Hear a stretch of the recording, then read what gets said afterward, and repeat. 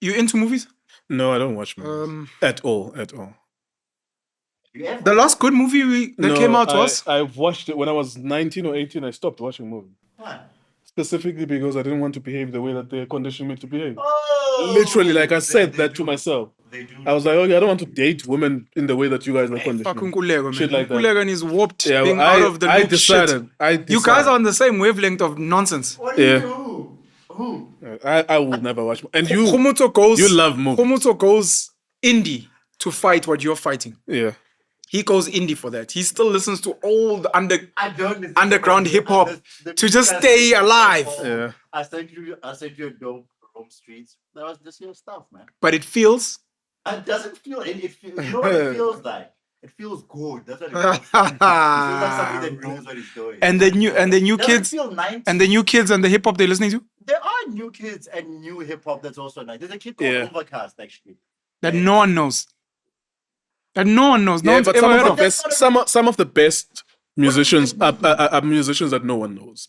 Those things are not Are we filming? exclusive, bro. We're good to go. This is going to be on camera. Some of the best musicians are musicians that no one knows. Exactly. Must I welcome you like a guest? Yeah, andiyazi ndoda. Wenza leyo nto ufuna ukuyenza endlu yakho. Mr. Nkululeko Nkewu from the depths of hell in the independent Cape. Yi-Independent Cape, ngisayinegama elitsha le-Western Cape. Overcast. I want to sound like I'm dope. New kid, check him out. Is he South African? He's dope. What is the other one? Rome Streets. Yeah, Rome Streets. But that's the Lick the Toad track that I sent you. Lick the Toad. Lick the Toad, homie. There's a dude called Stove God Cooks. Stove God Cooks. When I got to first year varsity, Leslie Dlamini, a gen from Zim, one of my boys at the time, was like, there's this guy who's going to be the biggest artist ever. Listen to him. I'm like, who? This guy, Kanye West, listen to him. I'm like, aye, whatever, bro. What year was this? This was 2004 Okay. when College Dropout dropped. And later on, bro, I was like, Leslie, you're a fucking god. At the time, he was also saying he thinks the Roots would have become bigger if Common was their frontman versus Black Thought. And then... Not really. it becomes a debate, right? Yeah. And then I'd get to... When I was working at ABSA, Bongole to Maninja, I have to give the guys props. I give guys props. So I'm going to give you props. Khumuto Morube, Overcast, Lick the Toad and Rome Streets. And the other one is Stove God Cooks. Stove God Cooks. Bongole to Maninja comes to ABSA. And he's like, I'd like you to listen to this guy. I think he's going to be a big deal. And he gives me a mixtape called Section 80. Oh, that's Kendrick Lamar. Come on. So he gives me Section 80 Yeah. and I go around. So what happens when I get dope shit is I send it to people and then I become the plug, right? Because later on, I remember before Drake signed with YMCMB, I told one of my boys, Ntutuko Madlala at the time, I'm like, hey, listen to this guy. I think he's really dope. And later on, he's like, bro, you're like a god. You called Kendrick, you called Drake, I'm like, it's not me, but I'll take it. So I have huge respect for people that have an ear. I have an eye for rugby talent. I remember I called the current, I think he's the inform fly half in South Africa, Sasha Feinberg Mgomezulu from Bishops. Shout out to Sasha. Yeah, shout out to Sasha, man. I called him when he was still in high school. This year, I called certain boys that made SA schools. I saw them, boys from obscure schools. Yeah. But anyways, that's rugby. I want to talk about, because Yeah, I love rugby we can talk too. about hip hop because you're a hip hop head. Yeah. By the way, before we continue, Sure. I think these are overseas MCs you've mentioned. There's a South African young man I've been listening to this year on Spotify. His name is Ntombela. He's a throwback-ish rapper. I've really enjoyed Throwback. him. So when you listen to him, you feel like you're in 2004. That's what I mean by that. And he's very good. Not a lot of people will obviously take to him because it sounds undergroundish, but he's really good. He raps in Zulu. And I've actually texted him on social media and I'm said, look, this is beautiful. It's brilliant. And I love his music. So anyone who's not heard of Ntombela, please check him out on Spotify. Khomozo, There's some dope stuff from KZNC. can you pick up this guy's voice? Khomozo. Can you pick up Khomozo's voice? Yeah. Chat, bro. Like I'm saying, there's a lot of dope hip hop actually coming out of KZN. Yeah. I don't know those kids, Botoni, Tony Diamond. Yeah. Tony Diamond. Isn't the other one Usimaimane? The other one is Usimaimane. My money. Something like that. There was about Sean G back in the day that never amounted to anything. Yeah, but it's. I think what I love about hip hop is that it gives us, and also we've been able to tailor it in South Africa. That if you are in Free State and Umusotho, you can actually do it in your own language. And if you are from the Western Cape, for example, we have something called Ispaza, and we rap in Xhosa. And I think, if you ask me, the greatest rappers in the world, in the top 10, I don't have a top 10, but I would squeeze in 3 or 4 Spaza cats there because they in the world. Yeah, about Retex, yeah. Because Retex. In my world, those are the greatest rappers because they were communicating to me in my language. And I suppose even someone who's Venda, who comes from the north in Limpopo, and they were Venda, and you were talking to them about hip hop, they will mention, of course, your Kendrick Lamars, your Drakes, but they might squeeze in someone that you don't know. Free State, rest in peace, Malume Vector, man. Yes, sir. Yeah, sorry. Okay. Yeah, so we've been able, the nice thing about hip hop in this country and in any other country, I've listened to hip hop in Korea, for example, that they adapt it within their language and it becomes something slightly different, but it is still a tool for self-expression. And somehow it lends itself amongst poor children who have something to say. In Korea? I'm just saying globally, if you look at the global trends, whether you're finding it in Argentina, whether you're finding it in Brazil. Someone who speaks for the oppressed, like about Eminem back in the day. It will lend itself in those groups of people because it's them who usually have something to say about their condition. And they express that in song, and they usually find hip-hop as a tool. And that's what I found exhilarating about hip-hop as well, as a tool for expression. And that's why perhaps there is even this distance between what is happening now with hip-hop, the obsession with chains and bitches and cars. Although when you are young and you're 15 years old, you're impressionable. You aspire for the chain and a woman who spreads her legs wide open for you. Damn. You aspire for that, Did you have to describe it like that, though? Well, this is language. We aspire to a woman who spreads her legs wide for us in our teens. Yeah, when you're 15 years old, when you see someone with a Benz and jewelry and a woman with a fat booty, you aspire to that. But Bands make her dance. But what you don't realize is that the message is being hijacked because it's a tool for expression. It's when you're poor and you're like, I don't like being in South Africa as a black kid. I don't like my community killing each other. And that's what a Spaza would do, for example, in the Eastern Cape. Our subgenre called Spaza, which is part of hip-hop, we would do that. And I suppose even with Mutswako in the Northwest, Mahikeng, about Double HP. Kulichana is one of my favorite rappers in the world, actually, because he is cool. I found him very cool for a different reason, actually. By the way, Western Cape, shout out to 3 Months Cup. Please yes, sir. Keep it going. Kulichana, Mutswako. Yes, sir. So with Kulichana, I looked at him and I'm like, damn. For a completely different reason, I like you. And I identified since I was a kid from that time that, there are different things you do with this hip-hop thing. You can be a Tupac and have some social commentary and messaging, and then you can be someone else who's selling the idea of cool. Kulichana, KO do that for me. Like, those people, you look at them, you're like, I would like to be like you. You're a good-looking male, and you're a very good rapper as well. Who's a good-looking male? Pause. Oh, for fuck's sake. Take it easy, Diddy. Sorry? Jesus Christ. I'm giving you the idea of... Man? No, I'm not going to repeat that. I'm just saying to you, for fuck's sake. Same guy that says men shouldn't smile for too long. Telling us about good-looking men. We are not straight line people. We're complicated. You're not a straight person. What? So humanity is not moving in straight lines only. It's complicated. It's curvy sometimes. Sometimes there's a T-junction. Sometimes there's a four-way stop. So people are complicated. Where is this conversation going? Yeah. I thought we were moving in a straight... No, you are ADHD, bro. Like, I'm talking and you're not following me and you're distracting me. Keep going, Diddy. My bad. Keep going. Good-looking male, you rap well. Nkululeko Nkewu was like, OMG, you look delicious and you sound delicious. No, but there are guys in hip-hop. And hip-hop is not only about sad songs. My mother left me when I was 5 years old. That is, to some degree, a connection, a message that we could connect to because some of us are going through that. But then there's another side to hip-hop where, this nigga is cool. I know people who are cool. Yeah, actually, even with his flow and lyricism. I think Jay-Z was boisterous. I never really got to connect with him until later on because then I started understanding or appreciating words and the fact that I heard that he was not writing those words. And I was like, I've tried writing and I'm good, but... He wasn't writing those words? Yeah, he wasn't writing the lyrics. He was saying it off the dome. It was described... People might be like, Jay-Z Nick ghostwriter. No, not necessarily, no. Young Guru, his engineer, would explain his Jay-Z's process that he would, for example, listen to a beat for 20 minutes, maybe take a 5-minute breather to think about what he's about to say, and then string together a hit song. So I got to appreciate that later in my life, because when I was a kid, I mean, I was going through pain. So I gravitated towards a Tupac, for example. But I'm saying, as an older guy, I realized that hip hop should not only be about the expression of pain, it should also be about niggas flexing, just like football. You know, in football, some people will showboat, and some people are straightforward. They score a goal. They receive a ball, they score a goal. Some people dwell on the ball, they want to stand on top of it. You know, so even hip hop as well shouldn't be boxed into being one thing. However, we should also be very careful about it being hijacked against ourselves as black people. Because yes, it is still a tool for expression. But if the top 10 rappers in the world at the moment releases songs or albums,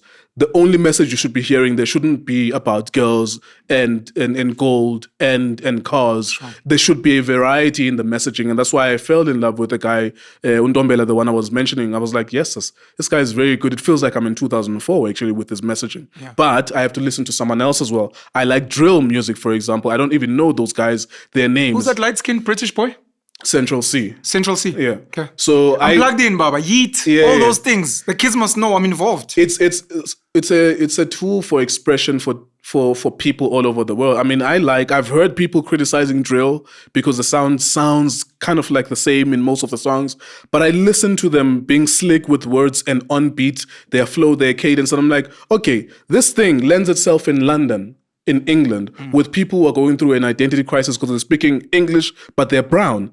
Really dark brown, some of them. They find something in hip-hop to express themselves. And they express themselves differently from the Americans, express themselves differently from us and everyone else who uses hip-hop as a tool for expression. So I really appreciate it. I was listening to it recently, actually. It's real. Sometimes in a year, I will listen to it as an exclusive hip-hop genre, just to understand it, to learn its history, to hear how it sounds. So hip-hop is not just one thing. It's a tool for expression for us. And it doesn't belong to younger people only. It belongs to all of us. Some of the rappers now are 50 years old, about Eminem, about Jay-Z, which speaks to the idea that it's not just a young man's sports, but it's never lended itself to us thinking about what's going to happen when rappers are rapping at 60 years old. How are we going to, because... Do we have old rappers that represent being old? Speak about grandchildren and... I get 103,000 decided to step out. Yeah. He claims that he's trying to do an album, but that nigga just dropped a flute album. Yeah, it was a great album, actually. You've listened to Andre's flute album? I love it. You love that flute, son? Yes, because I love music. Sorry, we distracted you. You're speaking about people getting old in the genre. The thing is, remember, hip-hop is a young genre, is unlike jazz. Hip-hop got itself to year 50 last year or this year. I was going to say, I think it celebrated 50 years. Last year. So it did not have a cachet or history to say that, this is what it looks like to be a 70-year-old rapper. Or do you retire when you're 35 years old, like in football, for example? So it went through a lot of different things. But I don't know now. It's in an awkward space where we've fallen in love with about Kanye West, with about Jay-Z and all of the rappers, even if Double HP was still here, with about Kespa Nyovest. What do we do when they're 40 or when they're 50? We send them to gospel. No, but that's odd, because you know that argument only in hip-hop in terms of music genres. Like in rock, that's not a thing. Like, you can keep yes. on as an artist and flourish into your old age. Rolling Stones are still touring. As a white rock artist? Yeah, they make a lot of money touring now. No, I just need to specifically ask, do white musicians last longer regardless of genre? That's a plausible question or statement to make, because they have an audience to sustain them. Even as a niche old, like we grew up with you, so we'll still support, versus a black artist where it's a limited audience. Yeah. So maybe no one wants to watch, Snoop is a bad example, but no one wants to watch an old rapper. It's not only about that, Pen. Remember that the demographic that consumes hip-hop in America is predominantly white anyways. So Snoop can continue to tour, but perhaps... rock and jazz. I don't agree with what you said, but please carry on. Yeah, please interject. I was just saying I don't agree that the biggest consumer of hip hop in America is white. It is the people that buy it. It's not a debate. It's a fact, because black people are 18% of. I understand that black people are a minority. Specifically I in don't America. agree. But if you guys have better info, yeah, it is. It's been fine. like that. Like if you hear what I'm saying. It's like white Afrikaners are a minority in South Africa, but they buy the most music. So I don't know if I'd argue that just because white people are majority in America, therefore they have to be the biggest consumers of hip hop. Penuel. But it doesn't matter. No, Please carry on it's with your not an point. assumption of therefore. It is a reality If that you know they f- buy. if they you have buy, better intel, then yes, it's okay. they buy hip hop music, apparel, whatever. They consume it the most. And in the South African context, it might be a slightly different thing because it's all about the buying power all over the world. Anyways, fuck, I've lost my train of thought now. I'm sorry. That's my fault. Yes, but we're that is talking my about fault. hip hop. Like hip hop hasn't had to ask itself that question, whereas jazz was able to ask itself that question. For example, Abo Brahim Masekela and the older guys, Abo Miles Davis. I suppose if they got to age 70 or 80, I think Brahim was very old by the time he passed away, jazz would have asked itself that question and answer it as well. You can still continue to perform. But I don't think we've been able to ask ourselves that question as hip hop and be able to answer it because we are such a young genre. And I suppose... Yeah, phefumula baba. Hey, yakhuluma lo mjida. Hey. I'm going to lose my fucking train of Do you need some water? No. You're going to fucking trip me. Like, You haven't dropped a podcast episode in 9 months. Maybe you've got no, a lot to get out. I don't have a lot to...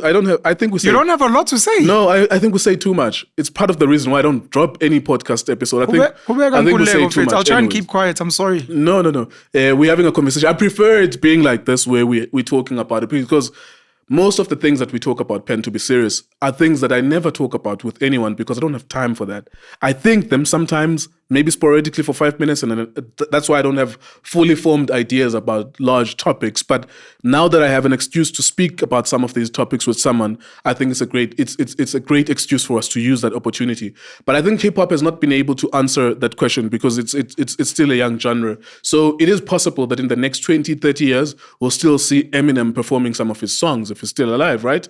However, what is true is that the interest in new music is dwindling. We're still stuck on an Eminem who, although the New music, stream, you mean hip hop? Yeah, in hip hop, even with there's in England, Oasis, Noel Gallagher and his brother Liam Gallagher, for the very first time in 19 years, reunited for concerts, and the tickets flew within hours. They had to add dates to Wembley Stadium to perform. Right now, I suppose they did Wonderwall, which is the only song I know from them. Wonderwall. If you watch football, you will know Manchester City. Manchester City, they use that song as their entry music because Noel and Liam are Man City fans. Now, when Liam and Noel are performing, you would imagine that the demand would be for them to perform their old songs.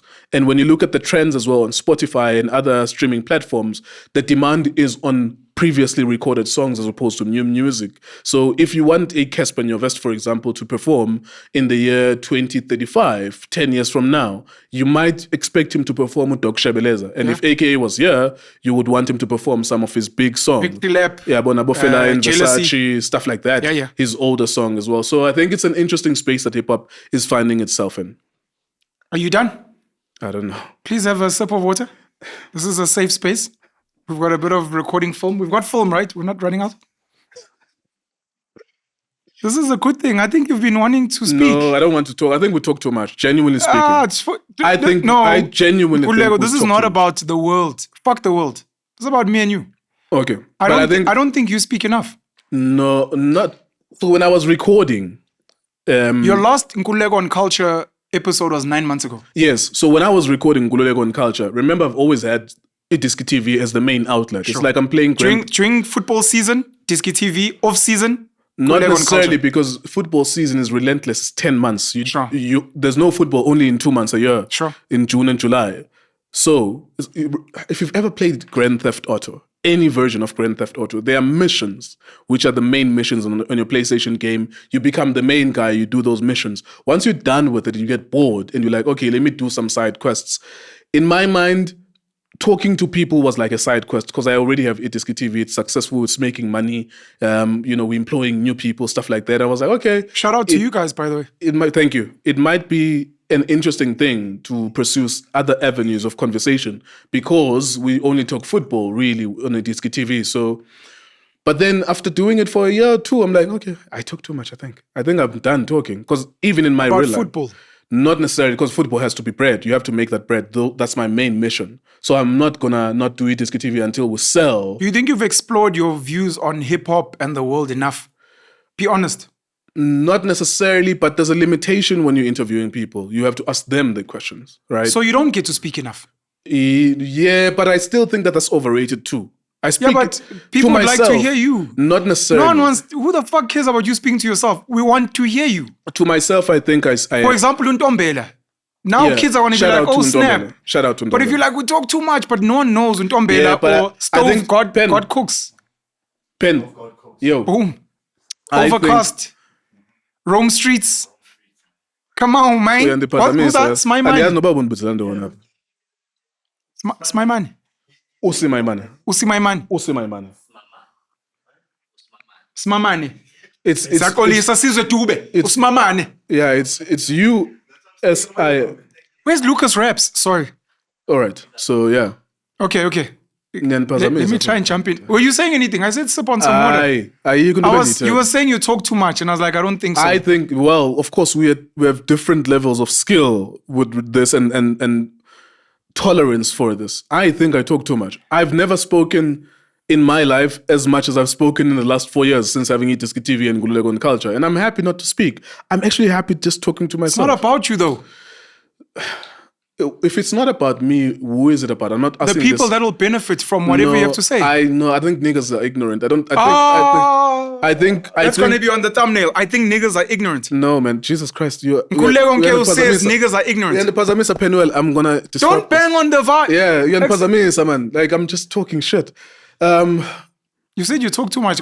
Yeah, ndisho ndithi ininzi into siyithetha singabantu abangotata okokuqala. You're going to Xhosa now. Ininzi into siyithethayo kwezi podcast. Siyathetha yabo kwezi podcast sihleli nje siyathetha oko singabantu abangotata sakhi. Nabo bantu babukelayo nabo babukela i-podcast for amusement yabo. Uba okay, Penuel. Kuyaxatyanwa oko. Siyathetha oko siyathetha sakhi. Liyachabalala ilizwe. Ubani atechima ngosa Nigeria atechima yabo i2 minutes siyathetha oko sithetha yabo. So ndiye ndafikelela kwinto ethi sithetha kakhulu and iwese mina andingomntu othanda uthetha ndiyahlalela mina ndedwa kungaphela usuku ngingakhange ndithethe nomntu yabo and ndiyayithanda loo nto ngoba ndithatha iPlayStation ndidlala nabantu mhlawumbe abase-Saudi Arabia abase-Turkey ndiyadlala iPlayStation okanye ndivula incwadi ndiyifunde or which is the majority of my time ndibukela ibhola okanye ndibukela icricket okanye ndibukela iFormula 1 yabo ngoba siyathetha sakhi sihleli nje abantu ba-incitable. This nigga's pissed. Yabo ba-incitable. No, I'm not pissed. I'm just trying to express that. We evoked the Xhosa ancestors to come out. No, I feel like I will express that better if I say that way. That I think we talk too much and we don't do much building. I don't think we listen as much as well as a people. Yeah, as groups of people, even in the way that we respond to content, we are incitable. Like, yo, turning my favorite person. Oh, okay, yeah. Well, like we are constantly looking to be incited. When the last thing we want to do is to listen to people, hear them out, listen to nuances. Like I said, what I was trying to say actually was people are not people of straight lines. We're complex, yeah, but there's T-junctions, there's four-way stops, there's curvy roads. People are complicated. I might say one thing because I believe in it in one moment, and then I can say completely different, something that contradicts what I believed in 12 months ago, because people are complex. There are new realities perhaps that may emerge. I think that we talk a lot. And of course, that's the whole point of podcasting. We sell conversation, but there's a point where I'm interrogating the relationship between myself and the audience, and I'm saying, okay, so the audience, so shout out to Justice, for example, who Justify. Justice Chabalala works with myself at Itiski TV, works with us, he shot all the videos at Itiski TV. He's worked with you too, and is doing well with Justify. And he has a platform called Justify. He will easily get to 300,000 subscribers within the next 24 months because he's doing well. And we've had this conversation because we shoot Itiski TV in my house. And when he was developing with Justify, I said to him, one thing you need to be mindful of is the audience will incentivize you to do a specific thing. Mm-hmm. And without them specifically telling you that their numbers or their interest in specific things will tell you, oh, okay, let me look for a homeless guy because it's an intriguing story. Let me look for someone who's divorced their husband, but they were fucking the husband's brother. Oh, okay, that's intriguing sufficiently. Yeah. And then you get into the rabbit hole of, okay, every single episode that I shoot must have shock value.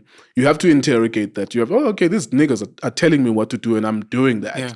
when you give yourself time to interrogate that, you will know that, okay, this is not what I want to do.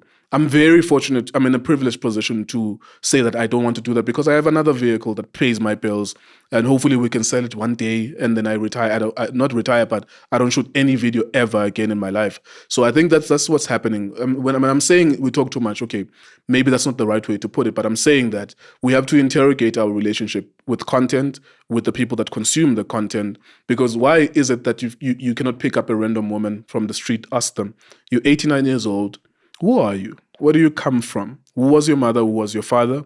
What have you made of this country as it changes, as it has new nationalities coming in? What do you think white people's relationship with black people is today as it was because you're 89 years old, as it was 40 years back?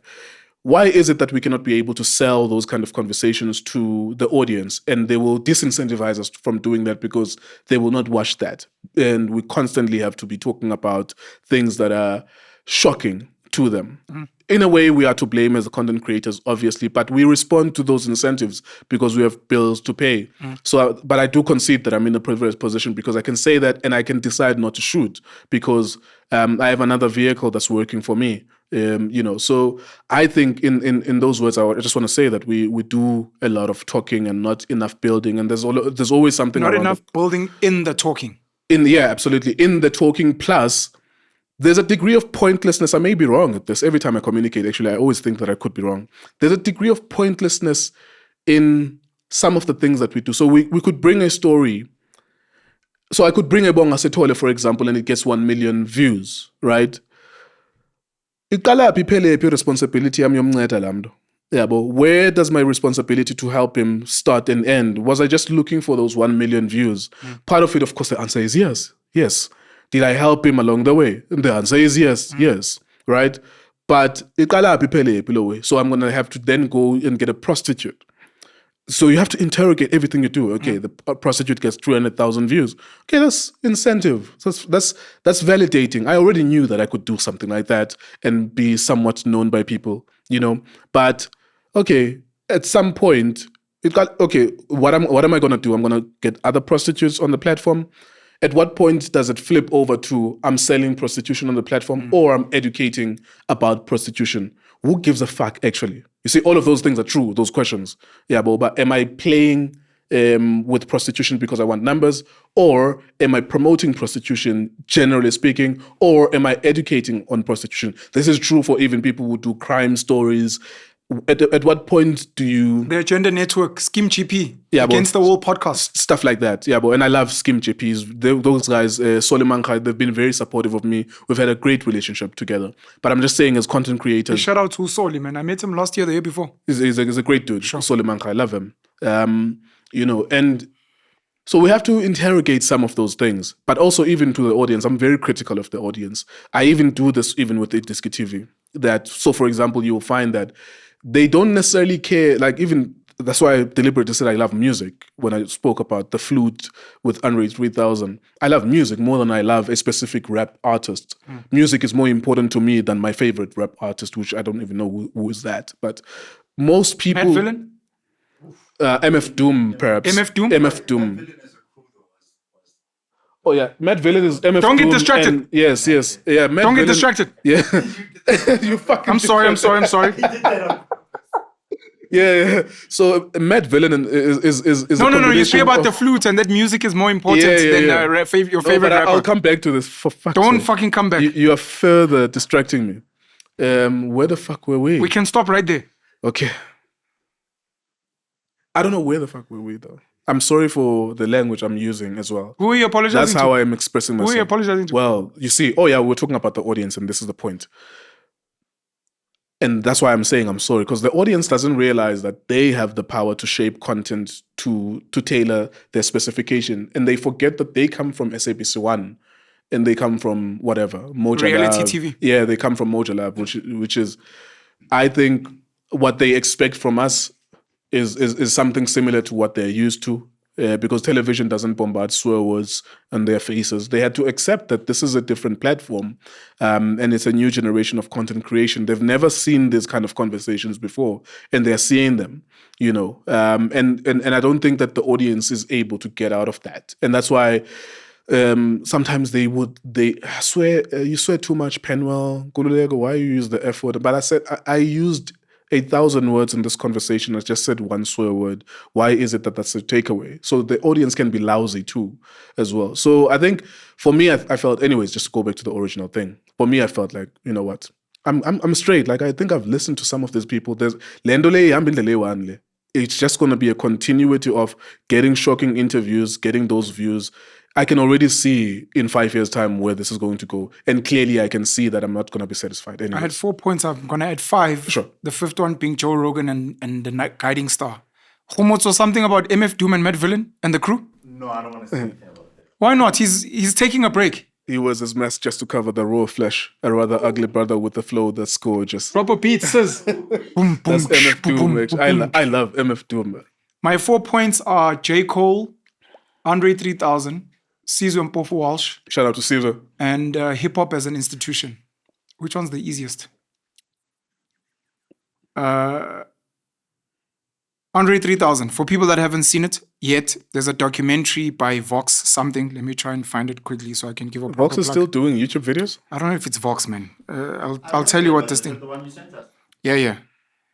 Andre 3000 documentary. It touches on some of these things that you're battling with, by the way. No, it's Volksgeist. Volksgeist. He's got a lot of dope documentaries, that boy. The insane true story of Andre 3000. Is Dropped 4 weeks Are they talking ago. to him Today, specifically? Let me just. they're telling his say life that. story. They're not talking to him. They're not talking to him. No, it's not an interview. Please spell. It's V. I can send it to you afterwards. You don't have to search for it now. No, Be professional. I You're have on camera. To remind myself. Yeah, but I'll send it to you. Okay. It's okay. Thank you. Thank you. I wanted to tell you what I thought of that documentary. Yeah, we'll speak about it afterwards. You don't even have a mic. Who said you can talk? Anyways. this We whole time- spoke about a mic. You're right. Let me be there. We'll talk about it afterwards. Yeah. I thought it was dope. It's one of the dope. Anyways. Oh yeah, let me say something before you continue, Pen. I've been in Johannesburg since 2019. I said to you when you were starting your relationship with Tribal Media House with Abu Debza that given my experience with Joburg niggas always thinking that they're the cleverest people in the room, I'm afraid that you guys are not going to last long. And I want to congratulate you guys for being able to push as long as you've done. It's amazing. Joburg niggas it's very easy to have conflicts with them. So well done with what you guys have been able to do with this platform since its inception and the continuity of it as well. Because I thought clearly this is going to end one way or the other. Because you're a strong character. You were developing yourself as a known individual in South Africa. Eventually, you were going to come to a head in terms of the ownership of this thing. So congratulations for still shooting. Thank you. Oh, the Joburg niggas are them. You're right. Because they are a fucking problem. And I'm glad you're raising it now. Steve, you whoop once again? So it. Middlelands, Khumutso, Val, Joburg-ish. Utebza's from Etembisa. Val is not that bad. I'm from Newcastle, a small town, which is why we've kept it going. Okay. Because, small town So niggas. if all of you were from Joburg, it would have ended a long time ago. Most likely. No, there's many reasons why we're still going. Part of it is myself and Utebza in particular. And to be honest, Khumutso and Sizwe as well. We try to be as brutally honest as possible, even when it's uncomfortable, which I know Joburg people hate. And there's a lot of fake hype and those things, which you can't build anything sustainable off fake hype. Oh man, your latest track is so dope. And it's like, it's not, it's shit. Yeah. Now, when the audience tells you it's shit, now we're all like, hey, Don, it was shit. You're like, but why didn't you tell him that it's a shit song? I don't want to, thank you so much. Sure. Maybe let me start with Season Pofol. Shout out to SMWX. Aye, bring the fire. I was talking to him a few days ago. He's doing really well on YouTube. He's Well done Caesar. so well, leaving SAPC, riding the elections hype, and then keeping the momentum going, which you said as well in the kitchen. It's great. It's great guests as well. It's not wishy-washy. It's literally human beings that South Africans want to hear from. Substance. And Sizwe, like Justice, like you, hopefully like me, we are trying to be students of the game. Sizwe is one of the few South African podcasters who are doing well, who has a niche. Yeah. Because normally niches are dangerous. He's got his own community. You have like a limited view. But look, politics is big. But he's like, I'm doing politics. That's what I'm doing. Yeah. not only is he interviewing interesting guests, the other thing is he's doing this thing of doing solo videos, which is very important. Oh, yeah. Because if people are willing to watch you on your own, that becomes a superpower that people don't understand. The channel, yeah. Guest doesn't show up. What you're like, Dwana, people will watch me. Yeah. And that becomes powerful. Yeah. So shout out to Sizwe, from Dr. Sizwe Mpofu-Walsh. Oxford. Dr. Sizwe Mpofu-Walsh. Shout out to SMWX was the first thing I wanted to say. J. Cole, Andre 3000. So I gave the plug of that documentary. Oh, yeah. That documentary unpacks the struggles at Andre 3000. Let me bunch it with J. Cole since we were in hip-hop as well. And maybe it was a question I wanted to pose to you. Andre 3000 has struggled with fame. Lauryn Hill struggled with fame, even though we wouldn't call it that. Dave Chappelle struggled with fame, even though maybe we wouldn't call it that. Kanye West has struggled with fame, and people would call it mental illness and hospitalization and whatever. And we have many others. You know, we can call it clout chasing. Some celebrities go into depression, some take their lives. Yeah. You've got a situation where Lauryn Hill dropped the miseducation and then ran away. She went to go and make babies with Rohan Mali. It's fine. But she remained conscious and she carried on making music. Dave Chappelle got a big deal, which he became scared of what you're saying about the future. Yeah. Of now I'm becoming a clown. Now I'm a Step and Fetch It. There's this name of, now I'm becoming a clown. Now I'm going to be a clown for black people. It's going to be like, oh, Dave Chappelle's so funny. The question just on that, Penso, without interrupting you, the question was always going to be, am I a parody of myself? At what point does this stop being an artistic expression, a creative endeavor? You are paying me so that I can clown so that people could laugh, or am I just being creative? Yeah. So he wanted to be able to take control of that situation. And it's a struggle. You don't watch TV, but there's an episode of Black Mirror, which I think is the best series ever, where this guy starts off venting. This is a small deviation. He starts off venting. It's played by Daniel Kaluuya, if I'm not mistaken. I've heard he's British, no? He's British. I think I've watched an interview with him. Brilliant actor. Yeah. But he's venting because something happens to a chick that he really loves and he loses his shit and he almost wants to slit his throat. Shit. And it goes so viral that they offer him a deal to make money. And then he becomes rich and then every day, switched on his camera, goes crazy. Fuck you. Fuck the what. And then please click subscribe, share my what. Thank you for the what. And he switches and it becomes this obsession of I started off being an activist. This is now hip hop as well. To a point where now I'm actually just performing and it's not really real. Yeah. So I mentioned Lauryn Hill. Dave Chappelle let go of a big deal to come to Mzansi. Most Def, I don't know if he ran away from fame when he went to the Cape. Part of it was that, yeah. Who else did I reference? Kanye West. Yeah, I think we've mentioned enough names, yeah. And those things. So Andre 3000 had a similar thing where he felt like fame and what it was coming with was not for him. It led to a point where I think Stankonia, if I'm not mistaken, was the last album that Outkast did together. Yeah. I don't know if the double album was the last, but I get your point. No, so watch the documentary. Okay. It's the last album they did together, of which then The Love Below and Speakerbox and Love Below. Andre was doing The Love Below, and that was a solo project. Oh, yes, I've heard that story too. Yeah, and then it was like, look, Outkast is a big brand, so we're going to need Big Boy to put in work, and then it became a double album. To a point where the documentary speaks about how there's only one real hip-hop track on The Love Below, because Andre was like, I just want to express my creativity. He's always I don't want to be boxed. And you see that he's always been, it's not necessarily a cry for help, but he's always been, this is the type of artist I am. Yeah. Stop fucking forcing me to dress a certain way, do certain things. This is me. To a point where even after that album, which became sensational, he ran away to then come back with flutes and whatever it is. I love that flute. I've listened to that. I think it's in my top 5 this year. So Spotify gives you like, this is what you've listened to this year, your top 10. So some of the songs you would have played this year 50 times. I think that's what is the flute song, strangely enough. I've worked out to it maybe 50 or 40 times. I love it. So the flute, when you watch the documentary, was actually for therapy. So as an example, you do Diski TV to pay the bills. Yeah. You do Nkululeko Culture for shock value and to chase views. Yeah. And then eventually somewhere you go for therapy. You're like, I don't think I'm in a good mental space. I'm not sure. I'm chasing money here. Here I'm chasing views. And then someone says, maybe create a podcast without speaking, where you're singing, or where you're just capturing children in a playground, or whatever the case may be. And people are like, I think Nkuleko's lost it, bro. Yeah. Kanye West. This guy's lost it. Now if you go to his podcast, it's just kids laughing. Yeah, so then I took his ice cream and and you're like, this thing that people think is so dope was actually a form of therapy for me Yeah. to go back to being a purist type of situation. With J. Cole, what I wanted to ask you, because these are the struggles that come with, we'll call it fame, reach, clout, where if you are someone with a good heart, one of the struggles is going back to find yourself and who you are and who you are supposed to be, which ties into my other point being Joe Rogan and the guiding star of, I can sit with Elon Musk, Kanye West, Edwin Snowden, but maybe even intentionally, I must always sit with my boys. Even if it Yes. sucks and it gets 5 views, so that I never lose it. And J. Cole, however he studied the industry, looks like he's put in a lot of intentional work where he almost had to fight fame to be like, I will intentionally ride a bicycle. Yeah. I will intentionally not dress in branded clothing. I will intentionally grow my dreads. I'll intentionally play basketball with Tamachita surrounding. You know, I can be the biggest star, but I'll always feature on a podcast with 20 subscribers. I can be the biggest star, but I'll always catch a taxi. I don't need to. But I know it's the only thing that keeps me sane. Otherwise, I get sucked in. And next thing, I'm like, hey, dog, what if people see me in this taxi? Oh, Black Pen, why are you in a taxi? You don't have money. It's like, Don, I don't care what people say, but I know this keeps me alive. Where the next person who's like me, I see them now snorting cocaine.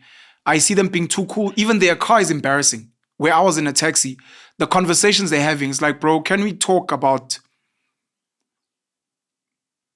Let's do a series of podcasts where we're going year for year. What were you doing in grade 6? Oh, yeah. And we just chat about in grade 6, the chick I was into was Angelique Green, and she ended up going to a school called Monument.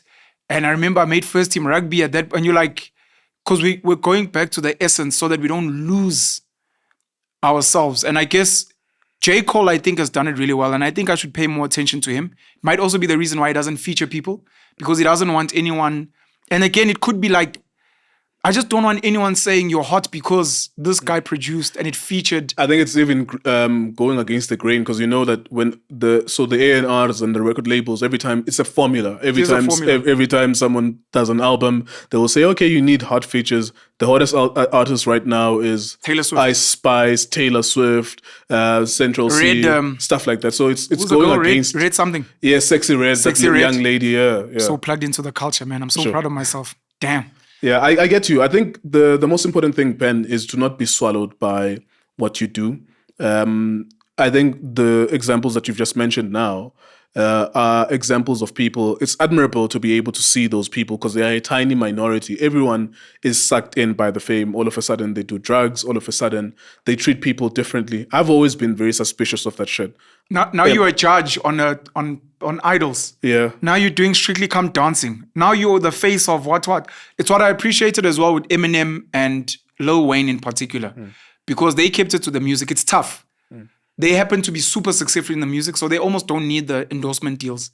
But for some people, it's like, Donna, even if I'm a small rapper, Dave Chappelle went back to performing in clubs to be like, I don't ever want people to feel like they have power over me.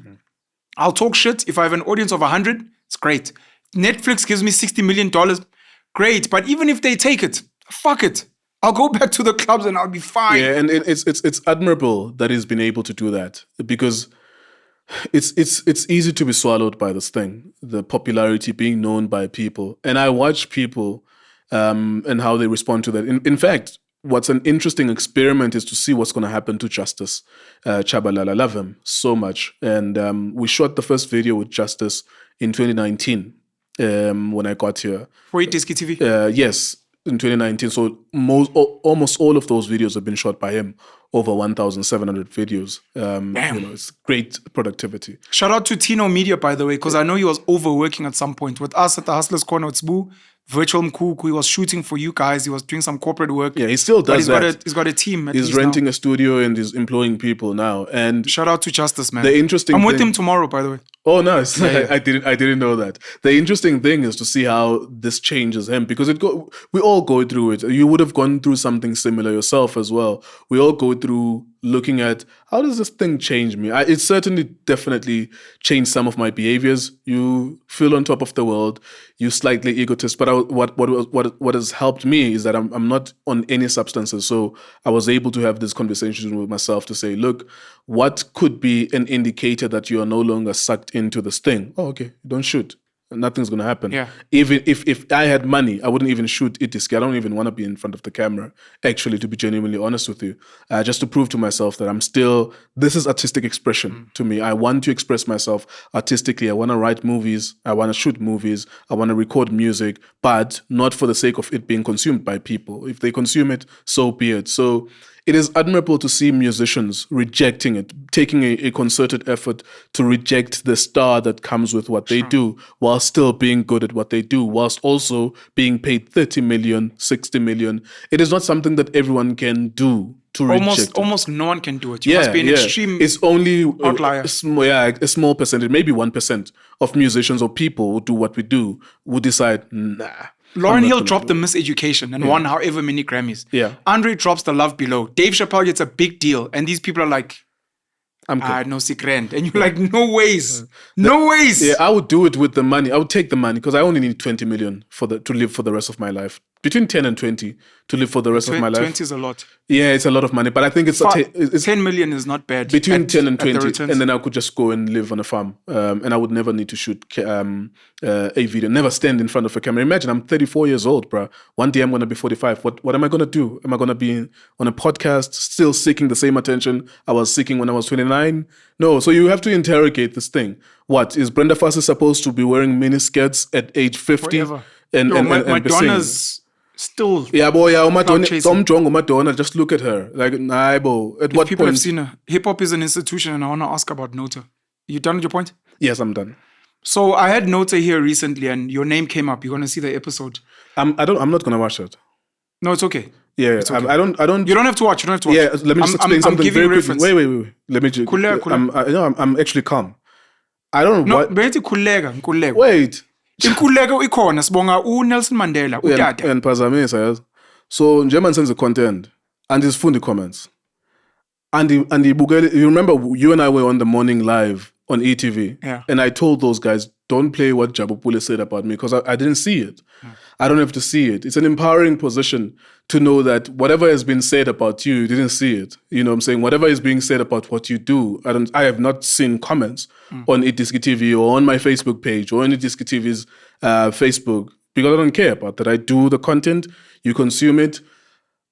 I will gauge whether or not it's still working by the fact that you will come back next week and still consume views. it. And That's good enough. People are still watching, so we'll keep doing it. So I won't watch an episode. I haven't watched the Penuel show maybe in a year or so, something Such like a that. fucking hater. We don't need you here. No, I'm not making that point. I won't cut watch the cameras. Cut! I won't watch an episode where I'm being spoken about. It doesn't even. You were make attacked for being a hater of podcast and chill for exactly this thing, and I understood, and many people didn't. You're like, no, we can be fans of whatever people are doing, but that doesn't mean we need to watch or consume. No, Shout out to you, Tyler, but I don't need to listen to your music to say I'm proud of you. Oh yeah, please continue with the question. So Nota was here, and I'm bringing him in. The last time I checked, you blocked him or something. I did. When I spoke to you last Yeah, and time. I wasn't speaking to him. So one of the things we spoke about when he came here was the fact that I'd kind of written him off, but I didn't care about him. I wasn't angry. I wasn't beefing with him. Yeah. Fuck Nota. There's never any. I just didn't care. I'm raising him so he claims his life was in danger at a time with the accusations of AKAs, murderers, etc. I wasn't following that, but okay, please continue. He had a chance because I'd like to think, and I apologize to him if he watches this and he feels some type of way. It felt at some point like he was getting addicted to cloud chasing and views and let me say this and what. And he had an opportunity, which was almost lucky, to then go to America and escape and not need to be trending on Twitter and be okay and come back. Because you don't know the next person who doesn't get out of a place like that. What happens in terms of shock value? This week's episode, we got this person, this didn't work. What if I throw water on Nkuleko's face? And he's like, fuck you. I'm like, hey, fuck you too. And he's like, how did it do? Because there's that clip of Nota going up to Sol Penduga at some point. Yeah, I've spoken and then to right Sol after about that, he's like, did you get it? I'm like, dog, no. But this is in the past, right? I'm just raising it as for people to be aware that be careful of getting into a space where people's validation starts fueling who you become. and this is going to be my last point on this, because I know there are certain things we're supposed to talk about. Hip-hop being an institution is one of the things I've raised before. I think when I was still with Tusbu, where I said I think podcasting is taking over, or was meant to take over from hip-hop, because hip-hop was hijacked correctly, as you said, to a point where I think someone was even saying, if you listen to Amapiano, which is an amazing genre, how much of the content empowers you, educates you, where you can be like, you know, the reason I got into this industry, I did this because of this Amapiano track. Where with hip-hop, number one, our diction and our vocabulary increased. Yeah. Our understanding of history went up. Our understanding of social things, etc., where when hip-hop changed, it opened a gap. And this might also explain, because you've got Maskandi, you've got maybe Kwaito, and you had hip-hop. We don't currently have a genre where people can be like, this is where I go to feed my mind, to know what's going on out there. And there's a danger in what you're raising to be like, if podcasting is the new institution where you're like, shit, I didn't know that. I'm learning. Damn, I now... And then someone hijacks it, and now all of a sudden, without shading any podcast, now we're just talking about bums. Now we just talk about celebrity gossip. Now we speak about the latest episode of reality TV. Remember what we were saying about musicians and actors and actresses, that only 1% of the people who are practicing this craft, podcasting, will have the intuition to question what they're doing and to question the impact of what they're doing.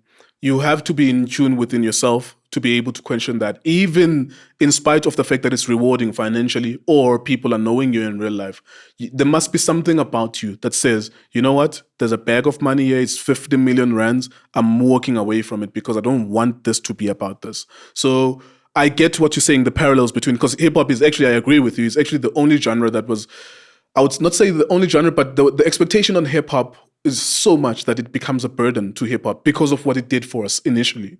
Because I remember in 2012, Questlove from The Roots, is a drummer, he wrote a series of essays where he said how hip-hop failed America.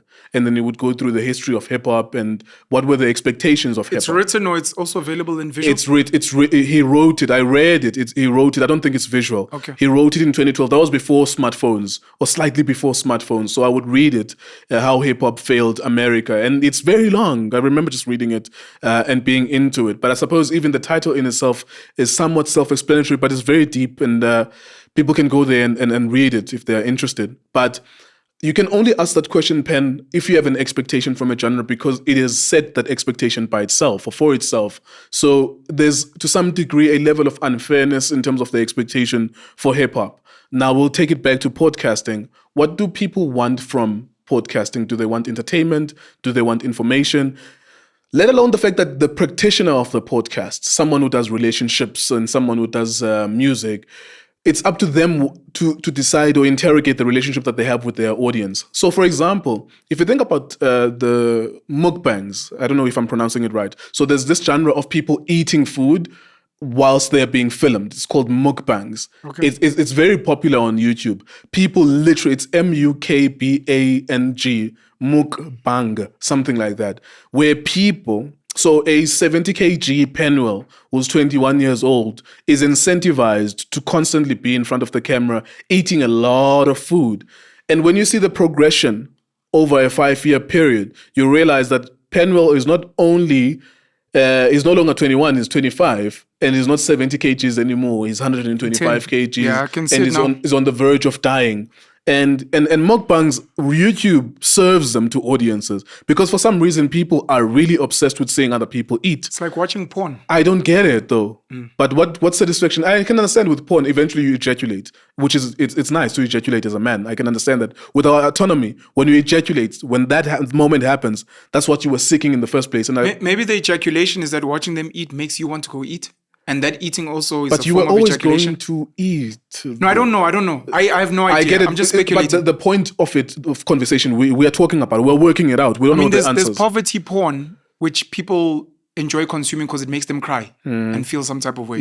Maybe there's a link there as well. So that's why I just immediately went to food. And Yeah. I watched this person eating, like, oh, geez, now I want a pizza. Yeah, And but then the person is incentivized by his audience to constantly shoot videos once a day, eating a lot of food. Because it's not like just eating a salad. It's a lot of food. Overindulgence, yeah. Yeah, and then over a 5-year period, someone has problems, heart problems, kidney problems, and then they die. So you have to be very careful as a person who's doing podcasting or even music, whatever you do, that the audience does not incentivize you for self-destruction, because you're not going to enjoy that money when you are dead. One day you're going to die. All of us are going to die, and you're not going to enjoy that adulation, that money when you're dead. No one ever really dies. NERD. Sorry. My apologies. We don't discuss death enough as Black people, actually. I think that the moment we discuss death and accept it as part and parcel of life, it will be the moment we realize that we only have one life to live, because that's the only sure thing we know, that we only live once. The way Black people, what's the right word? Console or rationalize or manage death is that you become an ancestor. It's meant to make you feel better. Like I'm actually not really gonna die. Which is the idea of it ending after this even is the very idea scary. of afterlife, though, because that's not limited to only us as Black people. The idea of an afterlife. It's a coping mechanism. Yeah, absolutely. I agree with that. When the people cheer how hip hop failed Black America, I see here on vulture.com. I'm going to go check it out. Yeah, it's a long read. He would release it at the time in 2012. He would release it once a week, and it was a series of 6 essays, and I really enjoyed it. I was 22 at the time. I enjoyed it because it was interrogating hip hop's impact. I think we place a lot of pressure on hip hop because of what we could see in the expression it could do. Because pop music is really about fun. Whenever a pop musician records music, we know that it's an attempt to make as popular a song as possible. But with hip hop, we know that there are variety of things that they're trying to do. They're trying to awaken us. I mean, with Black Dead Prez, they would say, shout out to Dead Prez Day Schools. Yeah, one of my favorite songs. I believe men made God out of ignorance and fear. 25 years ago, I would have been a Panther. I don't believe Bob Marley died of cancer. Like, they say so many things in that album. I forgot. I've been plugging my sons on Dead Prez, by the way, recently. They're in their early teens. Yeah, so basically hip-hop set itself an expectation that it's supposed to uplift society, whereas that expectation is not the same on other genres. Maybe the responsibility is bigger and it should look at itself and try to improve, which is the same thing, because you're doing the link between us talking in podcasts and also doing music in hip-hop. I think that we have a greater responsibility to interrogate. Okay, the numbers will come and we make money. It's not even a lot of money actually on YouTube, because YouTube doesn't pay. But let's say that one of us out of 1,000 is lucky enough to make some money, 10,000 per month or 20,000 per month. You have to share that with your videographers. But then people on the street see you in real life. That kind of rewarding system should deter you from continuously seeking out things that are potentially dangerous for people. You have to take responsibility on the microphone.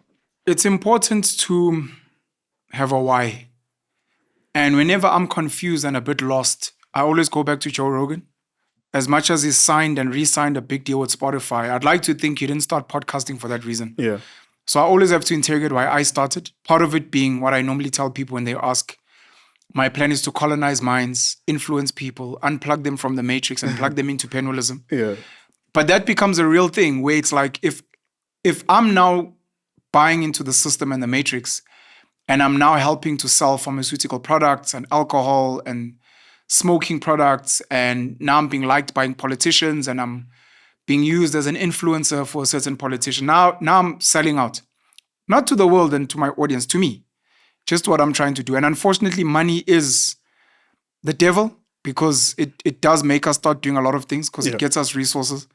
But I think it is important. Not everyone is going to do what we're doing. And you're speaking about the audience, and sadly, you said niggas are ignorant. The audience doesn't know what they need and what they want. And those of us who have some kind of idea, as difficult as it is, and as much as they're going to try cancel us in various ways, we have to keep trying. I don't know how the hip-hop industry still lets people like Abo Kendrick and Abo J. Cole through. Yeah, every now and then. Every now and then. And I don't know if it's by accident or if it's by design, because sometimes they'll let out one super sensational person like a Kanye, but they'll put him through so much that you'll be like, I don't think I'm willing to go through all of that. Yeah. So you end up being like, I'm happy to watch him from a distance, but he's 1 out of a million, where he's actually not. Can I ask you something, Ben, regarding what we're talking about, the podcasting? Do you genuinely think that this is a line of work that young people should be pursuing? Podcasting? Yeah. Because if you have to think about the fact that at some point people will settle on their favorites. If you're lucky enough, you will be one of them. the audience, because there's a finite number of people who can consume 100%. Videos. They have to have the data for it to consume videos. And the time? And the time, yeah. Which you're competing. Yeah, Netflix, Showmax, and you're Amazon with Prime. their jobs and stuff like that. And their jobs and their mainstream TV and TikTok. You're competing with everyone. Yeah, so I don't know. I think that it was just a coincidence that there was a moment in time where there are microphones and we can shoot, and South Africa is starting to have lesser data prices, and South Africans were interested in watching what we had to say. And Nati, we are figuring out really too. If you're genuinely honest, Pen, if you look at the past 5 years, we've been trying to figure out, okay, this is what works. These are the people to interview. And that's why people would go all out in interviews, in the headlining and the clips. But ultimately, I think that honeymoon period, we could say it's over. We now know, generally speaking, what you would see in different kinds of podcasts, with prisons, with football, with music, your podcasts, Sizwe's politics, and other, of course, there's Times Live and other companies are now starting their own thing, their YouTube channels. So now that we know what we know, is it realistic to say to kids that they must aspire to this? No. So I've got a theory around almost all industries outside of mainstream ones. And my theory is that you could call it top 10%, but I'll call it like top 10 people. Almost every industry can only accommodate like 10 people at the highest level. So if you look at South African hip hop, maybe there's like 10 guys who earn over 100,000 a month consistently. If you look at Amapiano, if you look at Forex traders at some point in history, there were only maybe like 5 who were making a lot of money. Yeah. And there are probably also only going to be like 10 podcasters that can actually be purist podcasters. What I mean by purist is the bulk of their income is from podcasting, and it's big. I think what podcasting is supposed to be for everyone else. So I think almost everyone should podcast. What that means is everyone should have a voice. But I think what podcasting should be outside of vlogging, like Dear Diary, where it's only watched by your family, which is fine, because if your cousins haven't caught up with you, they'll be like, hey guys, it's Nkululeko. So this week, my daughter had her birthday. Let me catch up. Like Facebook updates. Sure. And then for people that have real jobs or real hustles, podcasting is just meant to be like your CV, where you capture what you've been up to. And then there's meant to be subcategories of, these are the top 50 engineering podcasts in South Africa because the guys are really good or they're CEOs. But there are so many others because every engineer is podcasting. These are the top 10 actuarial scientists, what. And it's got 2 views, 5 views, what. But you're creating data and content for your industries. Not to say, I don't want to get a real job. I don't want to do real things. I want to sit on a mic every day and just chat. That I think is a horrible idea. And I could add this, I could link this to acting, being a sports star, being a musician. And I think those things should always be add-ons. I am a doctor. I am a school teacher, but I also have like 3 mixtapes.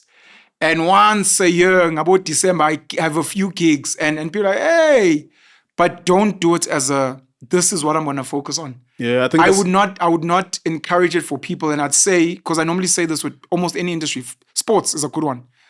Go study something long-term. Study to be a lawyer. And then while you're studying law, play football. Commit yourself, play well. If you get selected and you get signed by Sundowns and you go overseas, be like, I'm still studying law. I'm still connecting with lawyers. So that when this thing fizzles out, injury, you're old. It's a small window. It's only 10 years. It's a small window. Say, one of the greatest things that happened in my football career is everywhere I went, I networked with people. And now my legal firm, all of those are people I met through football. But the football was just a side gig where I won the lottery, essentially. My podcast is the biggest in being a chartered accountant, but my focus is accounting. I just get clients, but even if this fizzles, I still have a real thing. That's my. I think that's a good intervention. I think the mistake that people can make, because this is what happens even with musicians, that we see stars when we're growing up, and we think that we would like to be like them. And I think that's what's happening with podcasters, especially the most successful ones, is that the younger kids will say, I would like to be like him. However, I don't think that that's viable thing, because how many of you guys who are watching think the same thing, right? If it's 1,000 of you, that means only one of you is going to be successful at this. And then the audience already has their favorites. So I don't think it's a viable long-term And it doesn't plan. have money. Yeah, it doesn't. We still don't It speak doesn't. about it. There is a shift. I can feel it now. I've been speaking to the right people. There is a shift towards brands warming up to podcasts outside of the sports betting. I thought at some point crypto and forex would pump a lot of money into podcasting. I'm surprised they haven't. And then luckily, we don't have like porn websites. Yeah, but even that pen will. But will other bring brands are money. coming in, but they're gonna censor what we say. That's true, but I'm just saying at a level of, because I've seen some of these discussions where people look at your platform, MacG's platform, Justice, whoever. It is third parties, usually white guys, who want to collaborate with you guys to say, I can go and sell this. And even that is a dangerous thing, because your bread, which is supposed to come to you direct, is now being mitigated by someone else. There's a middleman who's placing themselves in an industry that they did not create, in a fan base that they had nothing to do with, but they will take 30% or 40% of it. Yes, 70% of something is better than 70% of zero. Yeah. But I'm saying that if we allow that to creep in and normalize it, it's going to set a dangerous precedent, because eventually with the younger ones and the new podcasters will become successful, the rate could be 50%. The rate could be 60 and 70%. I don't think we can stop that happening. Yeah, I can tell you now it will that happen. I believe it's gonna happen. Yeah. And it's gonna be like record labels. Yeah. Or like sports teams. That was my first thought. I saw it. I saw one contract with one of the YouTubers, and I was like, oh, this is a record label. This is Gallo and whoever, Sony. This is whatever they are no longer making in music. Yeah. They are now doing it. It's those same human beings. So what's going to happen is people like you and I are going to become a Mahrotman. There's a chance we might sit on the boards of whoever the podcasting I'm not going to one was. participate in that shit. No, you can say no now. Yeah. Trust. The reason you're going to sit is not because you've bought into the system. It's because in your head you're going to think, if I don't sit, everyone's going to screw these kids. I hope by that time, actually, my natural instinct So you will be wanna to come and protect be like, the I kids. have to jump in here to say, my fuck natural you guys. instinct will be that. I agree with you. But so- I hope by that time I make enough money to not be around anywhere that has to do with this. So what's going to happen is an industry is going to be built. There's going to be the top 10. Like I said, podcast and chill, they make this much, and ban. And then there's going to be all these kids that are going to be signed. And they're not going to be signed as you have a dope podcast. Maybe you had one in high school and you had a following. You're going to get signed to become a talent on an existing podcast somewhere. And you're going to get given a deal, that's the direction a place to stay. The brands are already there. And the guys who are the first movers are going to control the brands. All the brands are going to go through them. It doesn't matter how dope your podcast is. Doesn't matter how Chance the Rapper, whichever indie. When you want to go mainstream, you're going to have to go through these guys. Because Nkululeko Nkewu and Pen and MacG and Justice are the only guys that the brands speak to. And they've created these agencies where you can't go around to kids. What the fuck are you doing? Kind of situation. And that's where it's going. I've seen one contract, and I was consulted by someone with that. And I'm like, damn, this is record label. It reminiscent of what happened with record labels and musicians, and every time it's never a black person ensuring that this doesn't happen. If anything, now the African person nowadays is as vicious as the record label. That's correct. Is as vicious. I've seen with football club owners. I've seen it with amongst ourselves as well, that we are as vicious as whatever the white guy would do. But there's an opportunity for these kids to make money through brands. I don't know how to answer that question in terms of how do they make those relationships with these brands. We were lucky that we got to speak to World Sports Betting. I sent the email, Jason, we're in a meeting, and we have a direct relationship with World Sports Betting. There's no one who's mitigating between us and World Sports Betting. You are first movers, and that's just the advantage of it. Later on, you guys are going to become, well, not you guys specifically, whoever were first movers are going to become the gatekeepers. Because World Sports Betting, as an example, is going to come and say, hey, these kids have got more, and you'll be like, we can liaise with them so that you keep chowing. It's just business. And I can tell you, a lot of these kids are going to want to sign with a podcast and chill network. If ever DJ Spoo's dream of having a Hustlers Corner network is born, if ever we end up with the Penuel Show network or Konvo network, and anyone else. I mean, Justice is moving in a dope way where he's almost at the back end. And it's one of the conversations I've had with him that you can be the premier person who films almost all podcasts. And because you're doing it at scale, your prices can be low. And if you partner with the guy who knows all the brands, you guys have become a one-stop shop. Do you have a podcast? If you can, like YouTube, if you can get to 10,000 subscribers, come speak to us. Then we'll start filming for you, maybe even for free, like Amped. And then we'll bring you brands. And we'll look at your content and we'll curate the brands that come through to you. And it becomes exactly as it's been before. Then you'll be like, just no swearing. Please don't touch on religion. Yeah. Please don't speak about the about LGBTQI+. Don't speak about Palestine. Israel and Palestine. Don't touch on anti-Semitic topics. And then you're good to go. And the kids will be like, bro, I'm getting 20,000 rand a month, bro, just to talk shit. Yeah. And everyone thinks I'm cool. And I'm coming with Ikaslami and all the kids I went to school with. And you'll tell the kids, do your own thing. Be indie. And the kid will be like, I've got friends who are indie and they're fucking hungry. Yeah. I've made it. I got signed. I didn't get signed to Pen. Pen is still there. What? I got signed to Podcast and Chill, dog. I just got fucking signed. Podcast and Chill. I'm with Mac G. I can't fucking believe it. I just signed a contract. You do realize what we've just said now is clippable. But this is where it's going. No, I'm just saying, I'm on Podcast and Chill, bro. Like, you're making an example, but it's clip. Someone is going to clip this specific part to make it sound as if you're saying something that you're not saying. I don't worry about that anymore. Oh, okay. I think I make enough You've content. stopped reading comments, or you're still reading comments? Oh, I read comments. I'm unlike you. I'm an AI machine. Dude.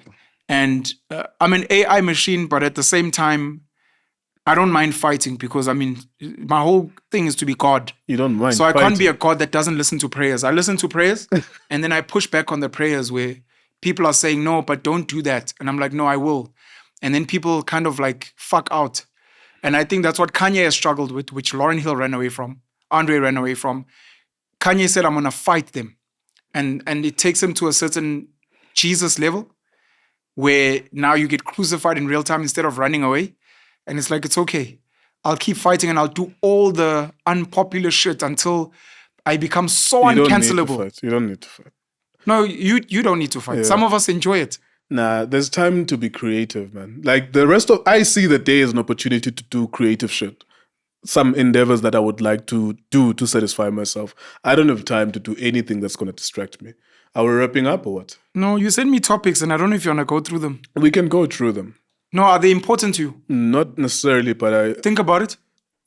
they're not unimportant. Are they important? Because we can carry on speaking about hip-hop. No, I don't want to talk about hip-hop anymore. There's nothing Trust, else. I can ask you one question and you won't stop talking. Yeah, but do you know a man by the name of Moses Sithole? Have you ever heard of him? Or is this you now segueing into the... Have you ever heard of the man by the name of Moses Sithole? Well, Moses Sithole is one of the most popular criminal figures we've had in the country. This is the guy with multiple rapes and is that the right guy? Yeah, he was a serial killer. He killed... Serial rapist and serial killer. Yeah, he killed black women specifically between the years 1990, 94, in that area. It's an intriguing story for me because he was sentenced to over 2,000 years. Something ridiculous. Yeah, something that ensures that he would never get out of prison. And every single time, at different points in my life, I've read about his story or would hear about him or watch a video. Moses Sithole was a figure in the Gauteng region who would go to black women and promise them a job. And he would say, yo, there's a job opportunity, gopi. And he looked presentable. And at that time, the railway system in the country was operational. So take a train, you go. And if you've used trains in South Africa, you will know that there are stations that no one ever comes out, but the train always stops at the station. Like ghost stations. Yeah, exactly. So he would take some of these women and then, of course, rape them there and then kill them. And he killed between 34... Let me read this for you. Sure. 5 December 97, Sithole was sentenced to 50 years imprisonment for each of the 38 murders, 12 years imprisonment for each of the 40 rapes, and 5 years imprisonment for each of 6 robberies. Since his sentences run consecutively, his total effective sentence is 2,410 years. Mm-hmm. So that's him. And that's, of course, the shocking thing about that story is the fact that he killed a high number of black women, of course. And if there was a video that was shot with them covertly inside the prison cells, and he explained to the person who was talking to that he just didn't like black women. He hated them. And then Specifically black women. Specifically black women. He hated them. And we have to emphasize that this was a black man as well. Yeah, Moses Sithole was an African man, and he specifically killed black women. And when you then, of course, peel through the layers, that hate has to come from somewhere. And when they look or they dig deep into his story, they realize that he had a fucked up relationship with his mother. His mother, so they were living in a township, and every single time they were living together, his mother would get a new boyfriend, and then he would take Moses and his brother to a child orphanage. And he would leave them there, and then she would continue to live at her convenience with whoever she's living with. They would run away from the child home, and then they would be taken back. So this is like the beginnings of a hate, a deep-seated hate that I'm here, because orphanages are usually designed for people who have nowhere to go. Their mothers have died, they have no families. I have a family and I have my mother. You guys are living there, and you are chasing me away. And he would go back and then been taken back to the system as well. So at some point, he starts developing this deep hatred for black women. And then, of course, he does his egregious crimes. And for me, every time I listen to a story like that, even if it's a story of a woman who's 24, who has 4 children, and she kills all of them, the killing of those kids is not the beginning of that story. There is always an underlying reason why. And I come from a township that is extremely dangerous. I've dealt with serial killers unbeknownst to me. Enyanga, KTC. Unbeknownst to me that this kid is going to go on to kill 20 people within a span of 12 months.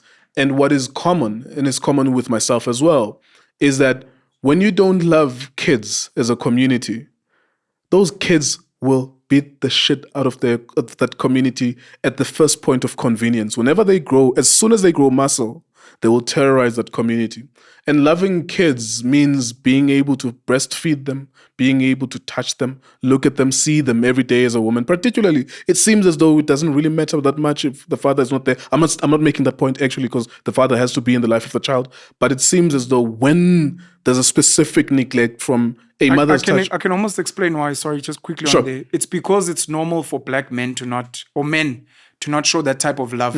I think for children growing up, when you see everyone being loved by their mom and you being abandoned, that can feel like it's there's something wrong with Everywhere you go, you see mothers holding their children's hands to primary Whereas it's school. normal for fathers to not be be so in that that may picture. not fuck you up, because all of us. Yeah, that means all of us must kill each other. Exactly, it's the same experience. We're going But through with the the same. mom, it's like, why is your mom not loving you? Yeah, and I look at that and I always think about love and who gets to be loved and who doesn't get to be loved, and the exoneration of women when they don't love their children, and the pedestal that we put women on as it relates to that responsibility of not loving their children. I experience that, and whenever I read Moses Sithole's story, I always think that the news story is the fact that he killed these women, and I really, really empathize with their families. Those people shouldn't be killed. They did nothing wrong to Moses directly. Some of them, of course, would have been people he already knew, but the source of his hatred, he said it in his own words.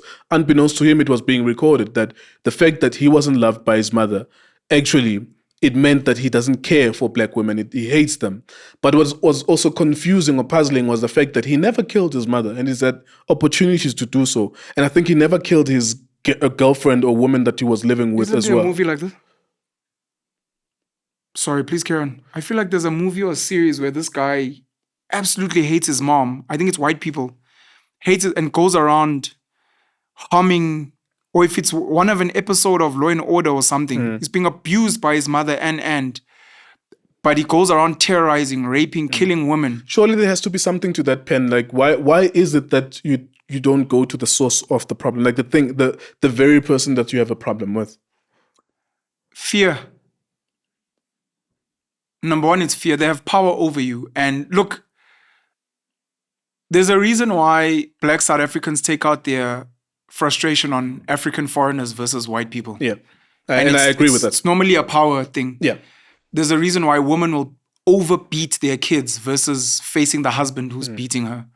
So I think you look for an outlet, and there's also some type of performance and presentation to the person who's violating you that this is what I can do. Look at me, I'm so dangerous. Yeah, but you may find that the person is not even... In this regard, he does have the physical power to confront the mother. He's scared of the mom. It's psychological. Okay. So look, again, I don't know anything about psychology. We're talking about it. We are human beings. We don't have to be professionals. No, yeah. I need to add this disclaimer that because you're asking me a question and I'm answering as if I know. Sure. I'm just speculating. I think what's happening is obviously he wants to take out the frustration from his mom, but it's spilling out on the wrong people. But it's spilling out on people that remind him of his mom. But then at the same time, it's also a show for his mother. It's like a performance of sorts for her. Almost one of two things, showing her that I'm a man. I can do this. But at the same time, almost being like, I could do this to you. Love me, hug me. I don't know. Yeah, but I know there's a psychological fuck up because this has to be some psychological fuck up. The easy thing for a rational person is you hurt me, I will hurt you. Whereas the next person, you hurt me, white man, I'll go and beat up a Somalian. Yeah. Because it's impossible to hurt the white man back. He has the power. He has the power. He has the institutional power, economic power. So you're saying the mom doesn't have power? Yeah. But my argument is she has psychological power because at any given time, she's like, you'll always be a kid. Oh, you're killing women. Oh, so big and brave. Come kill me. I'll show you. And the guy's like, I want to. I think Wesley Snipes in Demolition Man, a similar thing. There's this white man who takes him out of cryo prison. They were frozen in ice with Sylvester Stallone. Later on, because of the psychological conditioning, he can't kill this white man that unfroze him, but he's pissing him off. And luckily, he asks someone who hasn't been psychologically fucked, kill this motherfucker. I can't do it because there's like a block, like this is my mom. Sure. And maybe I love her and maybe I'm still waiting for her to hug me. You know? Yeah, I think part of the answer is the opening up the opportunity for her to love her eventually. Ultimately, like I can't get rid of you because if I get rid of you, then you may not ever love me if you are still alive. You know, I kind of agree with that part that maybe it's because he knows or he has this long desire, the yearn to be loved. And I've confronted that feeling because I've never really been loved as a child. And I've said this to you in previous episodes. And I try to, of course, we are different human beings and our propensity to do things is different from one person to another. I would have loved to be loved, of course. And I don't think I've ever really felt loved ever, particularly from that family. From a romantic sense, yes. But it's never occurred to me that because I was not loved, because I think in the first 10 years of my life, I probably changed 10 different locations, lived this part of Cape Town, that part of Cape Town with this aunt and that aunt, the grandmother and this. And there are similarities with how I grew up with Moses Sithole, that you're just being sent there and then you go back and then you're being sent there for 6 months. I changed maybe 4 or 5 primary schools because of that. But it's never occurred to me. But I appreciate the fact that we're not going to respond the same to the same But you understand. Pain. What I mean by that, and this applies to so many of us, I've got a bad habit. I think it's a good habit. I've got a bad habit of visiting Amakasi, of course, but squatter camps, informal settlements. And when you engage some of the guys there, some of them, you realize that almost all of us are 2-3 decisions away from living in some of these places. Yeah. So you can kind of empathize when you ask a question of what happened. Ndwana, but obviously you look good, you're presentable, you know how to seduce a woman to follow you somewhere. You've got some skills. So where does it go wrong? And he explains and you're like, that could have been me. I could have been in Kabi. Because if ever I didn't do well at school, we can use, luckily because he's a big star, we can use a Siyakolisi. You take the same Siyakolisi who's built as a machine, you leave him as Zwide. He's not, I don't know where his mom was, but he speaks not too great about his dad. I read the book, but I just forgot the details. But I think it was the grandmother eventually who helps him out in terms of raising him. So his parents almost not there. Yeah. So that same guy doesn't get given, or you almost want to make a movie, right? The Untold, you can call him a similar name to Siyakolisi, so that people are like, hey, but this is twin boys that get separated at birth. Yeah. The one gets picked up by Grey High, goes on to become a rugby star and the captain and marry Rachel Kolisi. The other one is raised in Enyanga because they got split at birth. He doesn't play rugby. He doesn't get picked up. He tries to apply himself at school. He doesn't do well. He tries to do garden work. He tries to, and he gets frustrated.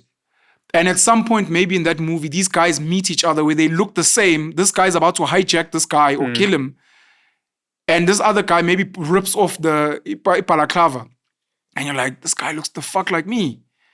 Kind of, which is one of the things that rich white South Africans and what I call clever blacks, what we call clever blacks, don't get. But why do you need to steal a car? But why do you? And I'm like, do you realize that if you weren't pretty, good looking, if your parents didn't send you to the school, if you didn't get this bursary here, if you didn't get this job, there's not much different from you. I've got a cousin, we were born days apart, who lives in a squatter camp. Every time I'm with him, I'm like, this could be me. Yeah. It's just, maybe we had different fathers. I was in a different place, but he could be me, I could be him. And I'm like, therefore, it's difficult for me to judge if ever I heard he pickpocketed or he stole a phone. He'd be like, fuck you, bro. It's not like you're giving me money or you're giving me skills or opportunity. No, why don't you just apply yourself? Nah. Fuck you, bro. That's not a good long-term solution, applying yourself. And then you get a job that pays you 2.5. That's still very difficult. So people like you and I, either because we've experienced something or because we just have the empathy. Going back to Andre 3000, one of his lines, I think on 16 with Rick Ross is, but so he's telling young men that selling is a sin or something like that. If you don't offer new ways to win. Stop selling crack. Stop selling drugs. Why onions in your and you're like, okay, I'm going to stop. What now? The whole Jacob Zuma story, not the whole story, part of the story that clever blacks and white people don't get is you don't want Jacob Zuma to be president because he dropped out in grade 4, because of the political climate. You don't want Julius Malema to be in politics because he failed woodwork. What do you want him to do? Are you saying he must go be a gardener? Is that what you're saying? Yeah. And you have an issue with him wearing branded clothing, living next door to you. You have an issue with the fact that he speaks broken English, as an example, or he's not polished. He didn't go to a boys' high somewhere. You've got an issue. That means you don't fucking want him to be here. Where do you want him to be? Because where he is an example to people like him to be like, you can make it, Donayam. Yeah. Don't let these fucking Penuel with their big English come tell you that you can't make it. I've proven to you. Whether it's sports, Forex, all these unsexy things.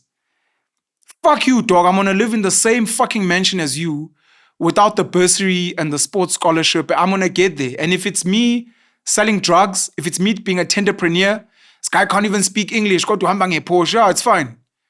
Because only people that speak good English must drive up. Fuck you. Yeah. And then the next guy, the decisions that they make, unfortunately, have negative incomes because to get the tenders, there's corruption. To get the money, I had to kill some people to steal some cars. To get to this point, I had to do these dark things that you judge me for. I've spoken about foreigners as well. I'm a Nigerian. I come from Nigeria. I get to South Africa. I have to pay bribes to get into the country. I'm not going to have a special skill and not. I pay bribes. I'm in here trying to make a life for myself. I'm trying to push something, no one wants to buy it. I'm trying to open a car workshop if I have a little bit of money. And even to get that money, no one wants to give me money. So my come up is going to be drugs, pimping, prostitution, stealing. But if I don't lose myself in this thing, in 5-10 years time, I'm going to clean myself up. Trust. My kids are going to be in a private school. I'm going to be living in suburbia and I'm going to be acting fresh. But the reality is I understand when you're about to kill that guy who's doing shady things, I'm going to be the guy to be like, stop, let me speak to him. Why, bro? This guy's a fucking criminal. He's selling drugs to kids. You're like, ish. Don, if I was to tell you where I came from, I understand what happened with this guy. And I'm saying, I think we need to have a conversation that no one's having, which is the most Sithole conversation. We are not loving kids. Yeah. And we are creating monsters and then we're acting fake shocked later. I think townships are well versed at this because they experience it. Every 12-month period, there are between 11 to 17,000 murders in South Africa. And township kids, as early as 12, 13, are carrying guns. Township people know that whatever you don't invest in terms of loving your children, being there for your children, it's going to pay itself later on. I've seen so many young kids who are terrorizing communities, and it's a cry out for love. Please love me. Please look out for me. And then they become the big bad guys in the community because of what you neglected to do early on. There's so many kids, if you think about it, like there's so many kids in the Eastern Cape, in Limpopo, who are born to parents, their mother or their father is in Gauteng or Cape Town, hustling in KZN or in Durban, and they send them back home. Yeah. And many of those kids grow up thinking that their mothers are their cousins or their mothers are their bigger Correct. brother. They even call them by name. Exactly. Exactly. And it's because there's a disconnection between the mother and the child. And eventually, over time, and that's why there's a protection fee challenge now in our townships. In Cape Town, they go to spaza shops, Somalian-owned spaza shops, and they're killing those guys. They're demanding monies from them. And guys who have flats, some properties, they're demanding money from them. Most of the guys, some of them I went to school with, and I've seen them terrorizing my own community. Most of them, whenever you do a background check, you're like, oh, okay, these guys were not loved by... It's like... We don't know much about finance as Black South Africans, particularly poor Black South Africans, but the sure return on investment is not loving your children, not being there for them.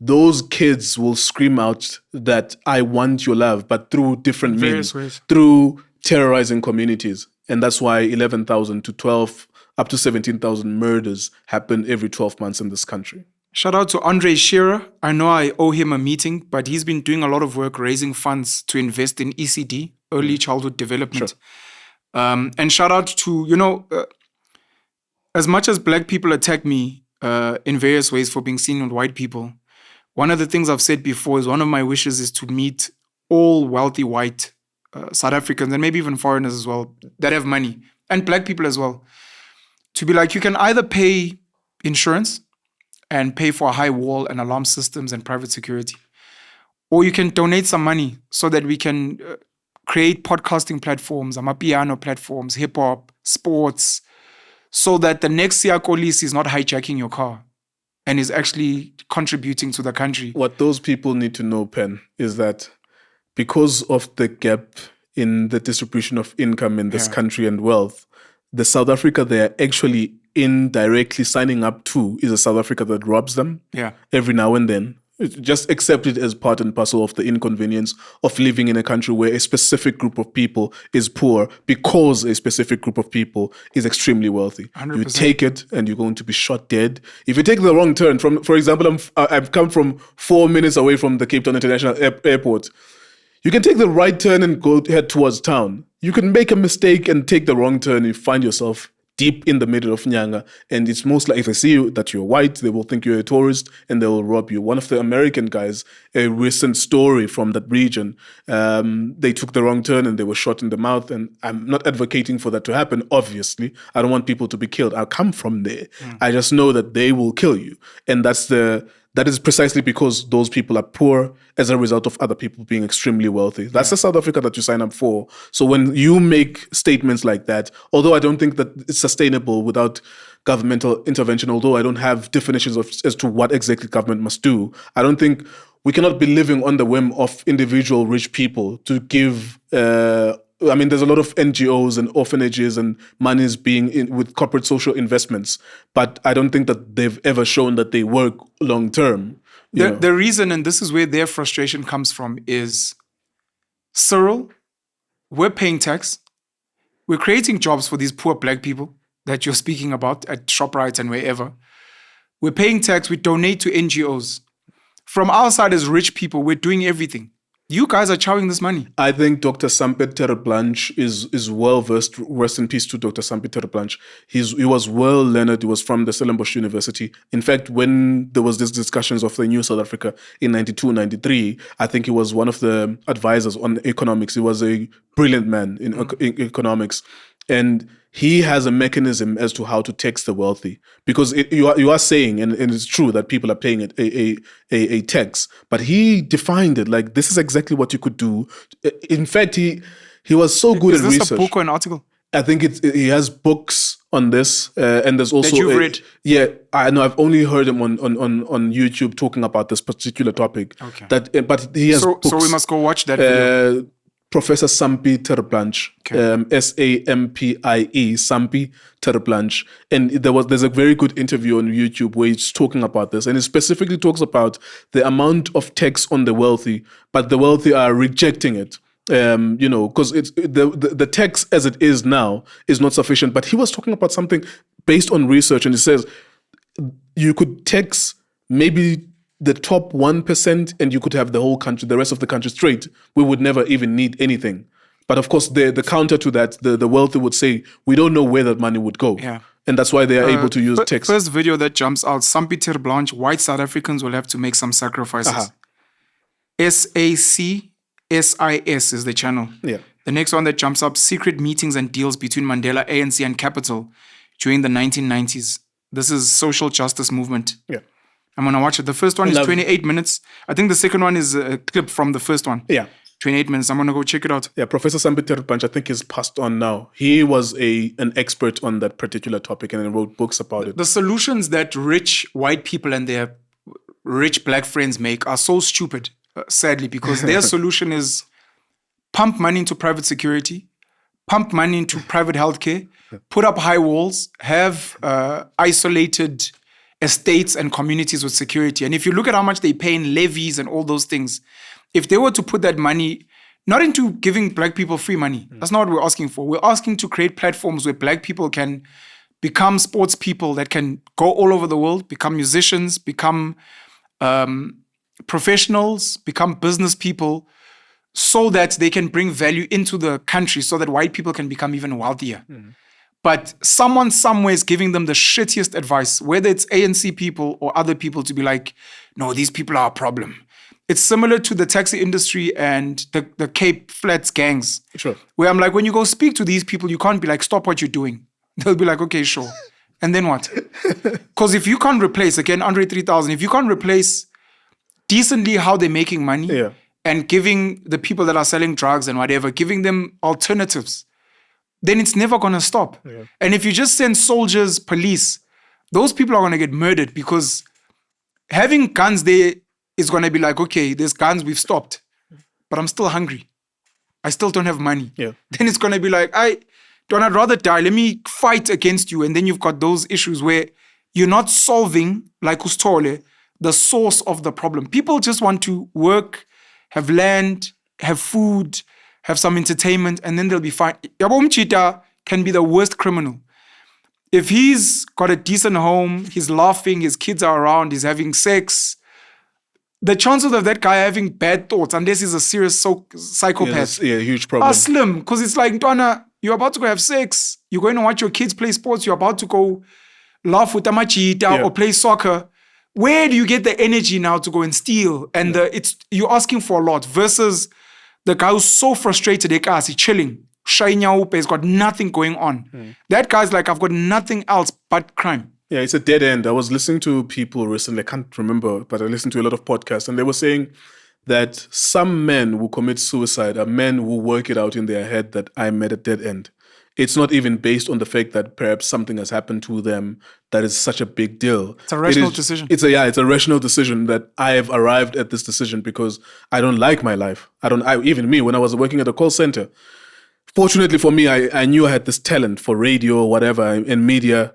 When I was working at a call center, I would have chosen death over that life, because if you repeat it, it's a cycle. You repeat it. Monday, you go to work, get stuck in traffic for an hour, same thing for another hour, and then you go to a place that you don't like. When you're there, you guys have to check out for tea, check out for lunch, exact time. It's prison. Yes, absolutely. It's literally a boundaryless prison. Call centers are hell, bro. The only thing that kept me going was that I started coaching kids football. And that was it. Like, kept you alive. Yeah. If you could condemn me to that life, and you told me that by the time I'm 45 I'll be living that life, done. You would have taken yourself. I would have made a rational decision to say, okay, cool. I'm not going to do this. But coaching kept you alive. This is important. Coaching kids kept me alive. Outside of giving kids love, there are grown-ups who need love, and sometimes that love, we're just using him as an example because we don't know how fucked up this guy was.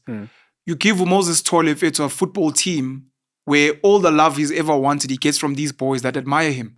Oh, Coach Tole, and it keeps him alive and keeps him from getting up to shit. Yeah, and also I think there's some respect even towards yourself that you gain by being able to do that creative endeavor to teach kids, because there's also you're building. You see a 12-year-old, and in 5 years' time he'll be 17. He didn't know how to trap and pass the ball, but in 5 years' time he knows how to trap and pass the ball. Confident now. He's going through trials at IX Cape Town, for example, and you're like, oh, okay, I did this. Actually, I built this human being. Me. Exactly. For a purpose now. Exactly, and just on people, because we were talking about Abonyawupe, like I thought about that now, that the podcast I was listening to, that men take the rational decision. Some of them, of course, some of them it's because they are in huge debt. They were gambling. They're like, there's no way I'm going to be able to get out of this. I'm $500,000 in debt because of my gambling habit. Let me kill myself. But some men, they look at this, they're like, oh, okay, I've not been employed for the past 3 years.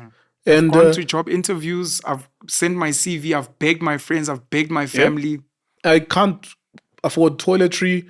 My woman cheated on me. Exactly, I was going there. The last time I had a good relationship or a long-term relationship, longer than 3 months, was maybe 2 years ago. This is it. I have nothing to live for. I have no children. I have nothing, and people just kill themselves. The broader topic that we're talking about now, I think people need to know that the South Africa that they're signing up for is the one that they have, unless they start changing it. And it's no use to be on ADT and Pickle Watch in your and pay those security companies in your suburb. Because eventually, I sleep in a suburb, for example. I love my suburb. It's a cool suburb, actually. Your suburb sucks. I've been there. I love it. I love it the way that it is. It's not a great suburb. It's cool, and it's in Joburg North, and so. it's got land. We've got a swimming pool. We enjoy ourselves every now and then. Now, every night when I sleep, I always am aware in my mind that one day someone could break here, and I'm not worried about that. The only thing I'm worried about is what would happen when that happens. Of course, there's a security company I will call, blah blah blah blah. But I'm like, would that nigga be threatened enough to think that I'm gonna shoot him so he shoots me? That's all. I don't mind the fact that he will rob me. The message I'm saying is that the South Africa you should accept is the one that we have now. That precisely because some people are rich is the effect of other people being poor. Yeah. Whether it's paying them 1,000 rands or deciding to take a Zimbabwean person and paying them 500 rands instead, and so on. And so you have to accept the South Africa that you are designing. It is by design that it's the way that it is. And you just have to come to terms, like myself, to say, well, one of these days I won't be as lucky. Sorry, G. In the last 5 years, I haven't been robbed, but one of these days it's going to happen. Just come to terms with it. That's why I'm terrified of the township. It's like, I know these niggas love me in my township. They're proud of me. They know what I do now. But one of them will be like, this would be a good target to kill. This guy's got money. Yep, this would be a good target to kill. That's the South Africa that you sign up for, as it is now, with this unequal distribution of wealth. As you said, the return on investment is going to pay off. So we spoke about it, children, but we can speak about it nationwide, that all of us who are hoarding money, living a soft life, not investing in our own families, extended families, that you're not unemployed and struggling, you're asking for your own family members that when you visit on your Mercedes-Benz, they're going to send their boys, which are cousin yami, because at some point I was doing in insurance, like, sure. And he's doing research to tell his mates, but just take the car because he told me it's insured. I'm going to come and comfort him and whatever, but we need the money. Absolutely. I want to ask this question, and then I'd like you to close off with whatever you want to close off with. Sure. The question is, in your opinion, and I know this is unfair, how do we incentivize people that make money from the prison system, your Posasa, G-Force, G4S? How do we incentivize multimillionaires that have built private security companies? How do we incentivize drug dealers? How do we incentivize maybe even politicians, home affairs officials that get given bribes to allow people to get fake documents and the like? Companies that hire foreigners who become slave labor, which is cheaper for them. Yeah, it is slave labor. How do we incentivize these people to stop investing in the wrong things? Because they are keeping, if we could fix, stupid example, if we could fix public healthcare to a decent, not even a great, to a decent standard. And it's not going to be fixed, but if we could. Medical aid disappears, private healthcare. So Johan Rupert's Mediclinic collapses. Adrian Course Discovery collapses. So how do we get them to buy in to helping us. So how do we get these role players that are making money off dysfunction to be like, guys, we know you're rich off dysfunction. We're trying to stop it. Yeah, I think, Pen, I don't have the answer to the questions that you're asking me. It would be a great topic for someone who's well learned in that industry, particularly they call it the criminal industrial complex in America, actually, that they lobbied for a very long time politicians to change the laws such that if you had 1 ounce of ganja, you could go to prison for 3 years. So it's a system that feeds itself because people were investing. Yeah, the prisons in America are privately owned, so they get They were paid. investing in the stock exchange so that they incentivize people to get arrested specifically for that reason. So it's a self-perpetuating problem that will always be there until someone intervenes, but no one is going to intervene. There are times when, Pen, I look at life and I'm like, okay, I'm going to be here for, give or take, between 60 and 80 years. I don't think some of the problems that we have here are going to end anytime soon. And I think that people are incentivized to continue the way that life is. I don't think anything is going to change. I think that even the border, for example, between Zimbabwe, I think it's a Bait Bridge or whatever, between Zimbabwe and South Africa, people are, for as long as, Gayton Mackenzie wrote a book called The Choice. When I was a kid, I read that book. And he was describing there that we bribe wardens an amount of money that is equivalent to their salary on one day. That's why he will give us Nando's. And then they had a documentary about it. And there was an expose. And there was a gun. They gave you a list of crimes that you could do. I think that's how he got out of prison. Yes. By doing that. Well, yeah, part of why he got out earlier was that he did that, but it was his life was in danger. Yeah. So there were things that they did there. They showed that you could take a juvenile prisoner. You could bribe someone to take you a juvenile prisoner and you can engage in sexual intercourse with them. And you could see it on camera. They blurred it out, but you could see the build up to it. One guy giving the young guy 10 rand and then fucking them. You could see the gun. They took it. They kissed it. They were showing it. They were just showing it that these are the things that you could do so that if I just tell you about it, you won't believe me. See it now as it unfolds. So people are incentivized with the amount of money that they're able to make with their salaries. The wardens will always be working with the prisoners because they always have to be there 24/7, change shifts. And you build a relationship with this guy. They stop being a monster and also they can get you some money. So we know their families as well. If we are prisoners, we know their families. That's also the disincentive for them to not work with us. You know, so we say, okay, we know your family. So it's either you take this 50 rands or this 500 rands I'm giving you so that you can sneak in contraband, or we'll do something with your family, or we could do something with you specifically as well. But I think the best people to speak to are people that are working with the industrial, the prison industrial complex to unpack it, to make us understand what is it about the criminality that happens there that doesn't change. Because the expose by Gayton Mackenzie was in 2004, 2003. There was a commission. It was called the Charlie Commission. And they were exposing everything there. And they were given lesser sentences with Kenny Kunene and others. I think there were 3 others that were involved there. But I think, actually... Are you closing off? No, it's the same topic. I think that we have a childlike mentality in terms of how we think we should be solving our problems as Black people in this country. We think that people should be arrested so that they can go to a place and we don't see them. Even when they commit crimes and the sentence is 25 years to life, we think that they will be there for life. And then we freak out when an Oscar Pistorius comes out. It's like, yo, when are we going to get out of this? Every time, so Jub, Oscar Pistorius, the lady who killed Uflaba, all of these high-profile cases, eventually, these guys were given sentences that have an expiry date. In 13 years, they'll be back. Sometimes in 10 years, they'll be back. The guy who killed Krisani in Janus Walus. Exactly. Like, at some point, they will be back. We have this childlike mentality to think that, why are we overreacting over that? Because that's a system that we have currently, that people will put them sentenced in the naughty corner. You know, it's like, I think people think that people are sent somewhere, because most people have never really visited prison. Yeah. They're sent somewhere where we don't see it. They're out of sight, out of mind. And then we remember, oh, these guys are coming back. But that's the system that we have.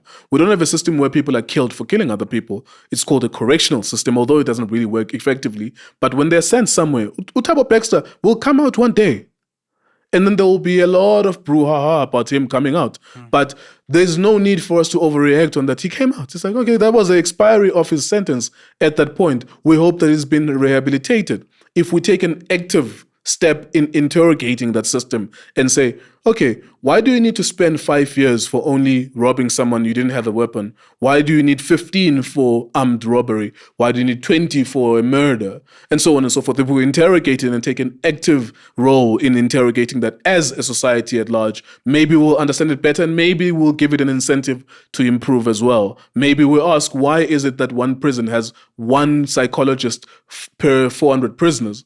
Does that even make sense? Because you only have 8 hours per day that they could work before they get tired. So how many prisoners can they get through? How many problematic prisoners out of 400 have a serious problem that needs to be attended to if you're a psychologist? Why does one pastor, for example, attend to 400 people or 200 people and so on and so forth? So it's not a magical place that people are sent to.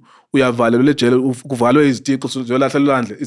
a saying that we say in Xhosa, we will lock you up and throw the keys in the ocean. But that's not what happens. People are locked up and they are sent somewhere. And they come back from that somewhere that they're sent. Even though that somewhere is usually a building not within our residing communities.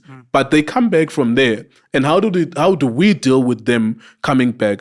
And also even the relapsing of them going back to prison after they've come out. Do we even give them an incentive to continue working and being a valuable member of society? But I think it's a brilliant topic that you could speak to with someone who has an interest in that. I find it intriguing. It sounds like you're ready to go into politics and become a lawmaker.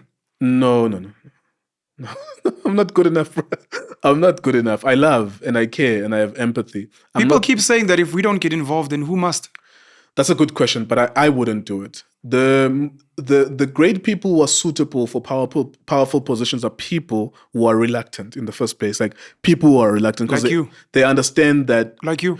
Not necessarily. I don't. Are you not reluctant? Bruh, I'm having a conversation with you, and some of the things you're asking me, I have to think. There are people who are sharp, who can think on their feet, who can come up with solutions on the spot, who have chiseled skills of debating. You'll get there in time. I don't want to get there. I don't want to have chiseled skills in debating. I think it's useless debating people because ultimately, with the life that I live, I will prove to you that I'm going to do the things I'm going to do without talking about them. So that's my skill. Plug. 13th documentary on Netflix. I think it might be on YouTube as well. 13th. 13th. What is it about? Which speaks about, it's done by Ava DuVernay. I think she also did Ava DuVernay. The one with the boys that were falsely accused. There's something, what's the name? There's something 5 for the park. These boys that were wrongfully arrested. Yeah, I know of her as a director. Yeah, she's an amazing director.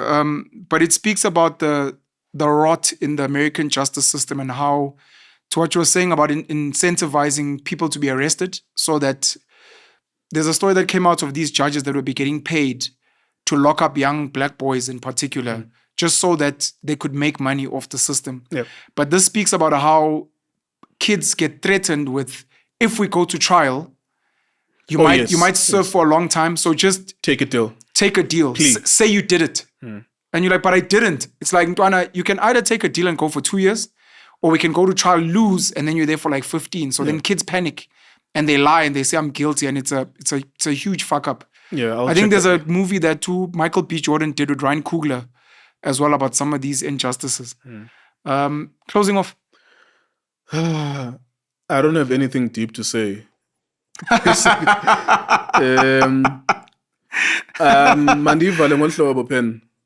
DuVernay, let's say documentary. Did she do this documentary? I'm listening to you.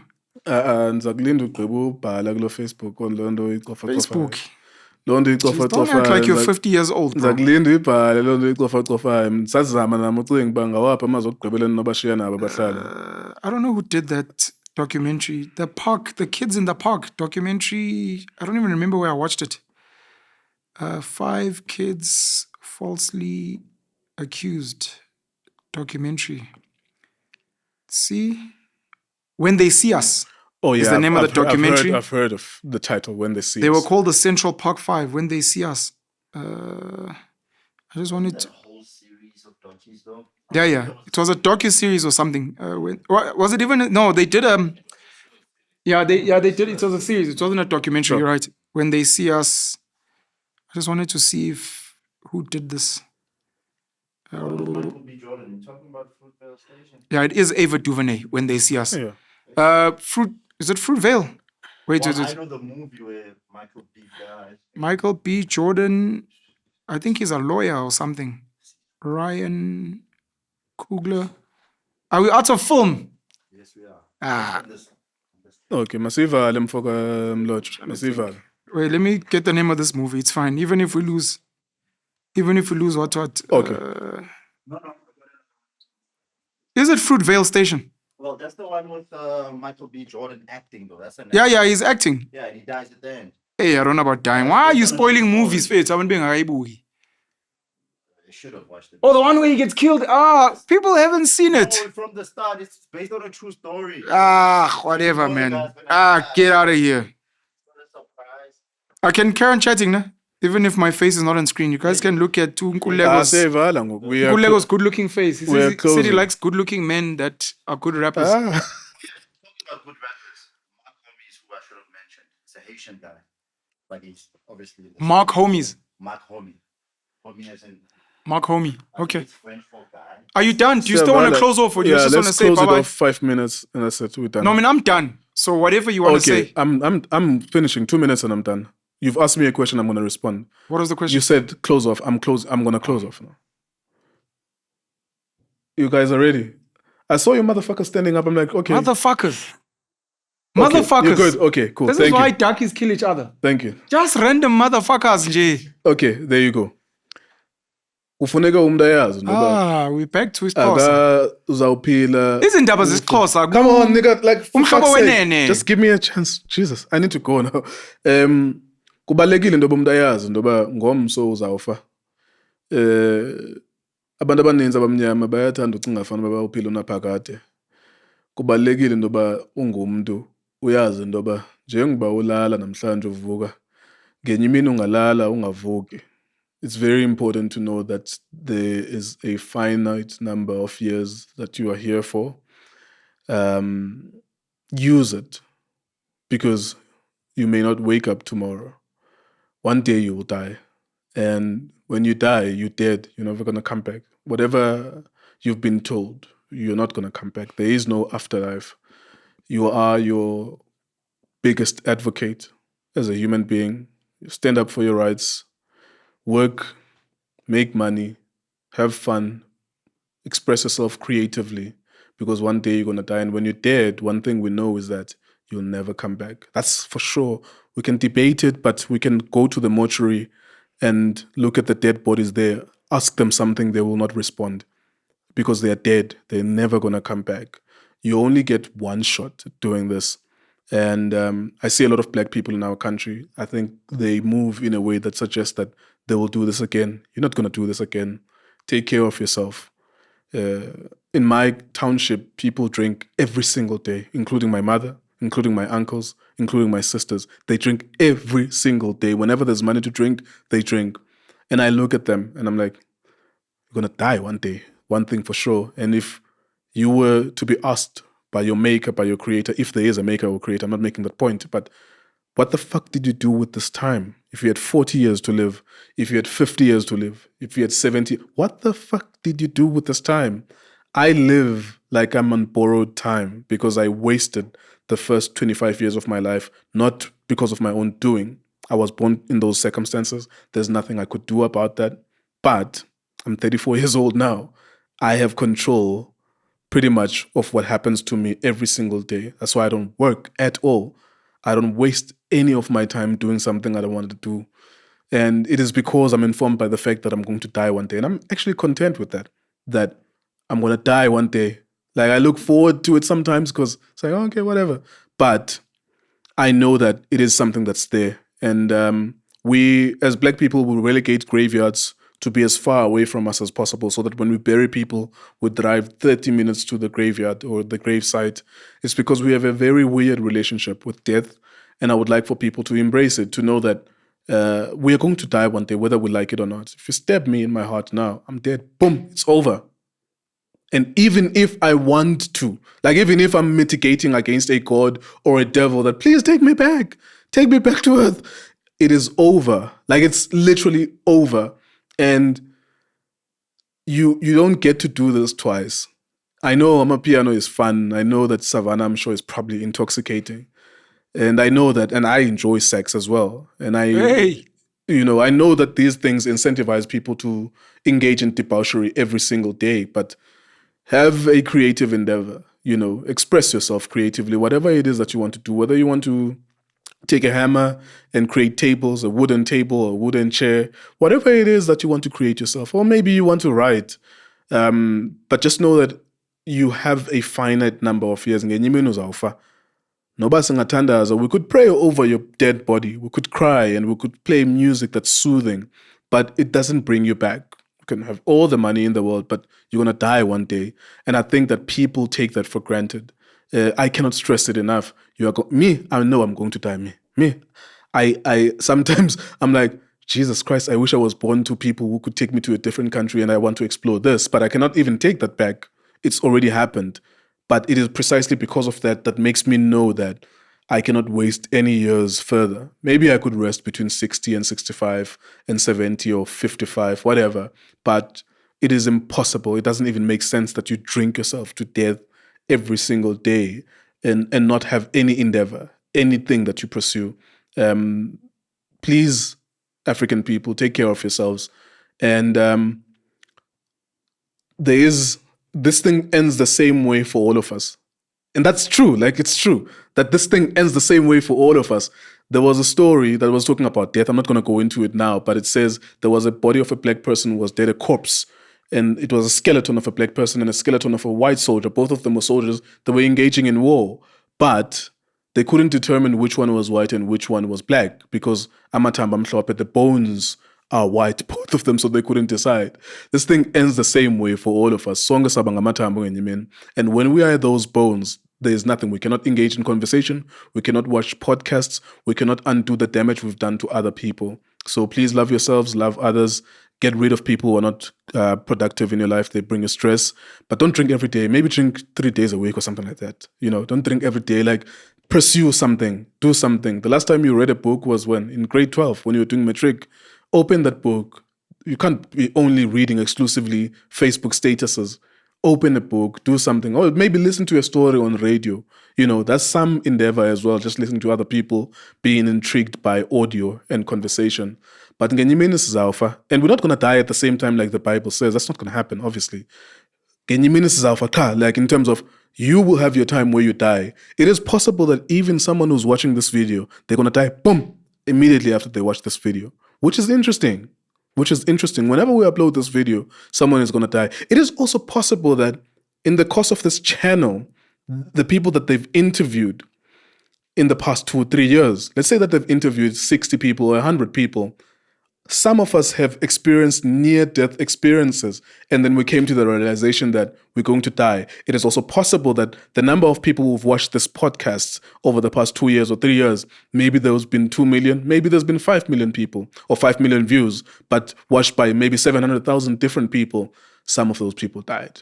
They were looking forward to watching another episode next week, but they died. It's lost opportunity. They will never be able to watch this. They will never be able to support Orlando Pirates again, or Kaizer Chiefs again, or Sundowns, or Bafana. So when you're dead, you're dead. It's the end of the story, and it all ends the same for all of us. And I would like you to think about this. Persuade yourself to say, okay, I'm drinking, or I'm smoking, I'm doing cocaine at the moment, and I'm hooked on this, or hooked on gambling. Take care of your life, because you're going to die one day and you're not going to get this moment again. And if you lose 10 years because you have a coke habit or whatever drug you're going through or you putting your body through, you lose the 10 years and you may never get it again. That's my 2 cents. Thank you. Rest in peace to you, CBS Makaiza. Nkululeko Nkewu from Enyanga, KTC. Ekapa, Liabulela Lali. Thank you so much, Tata, and I look forward to sitting with you again soon. Thank you, sir. Thank you to everyone who's watching us. Boom, there you go. Boom, my ass is toasted. Jesus. Uyakhuluma Nkululeko. Deep, but you dropped it.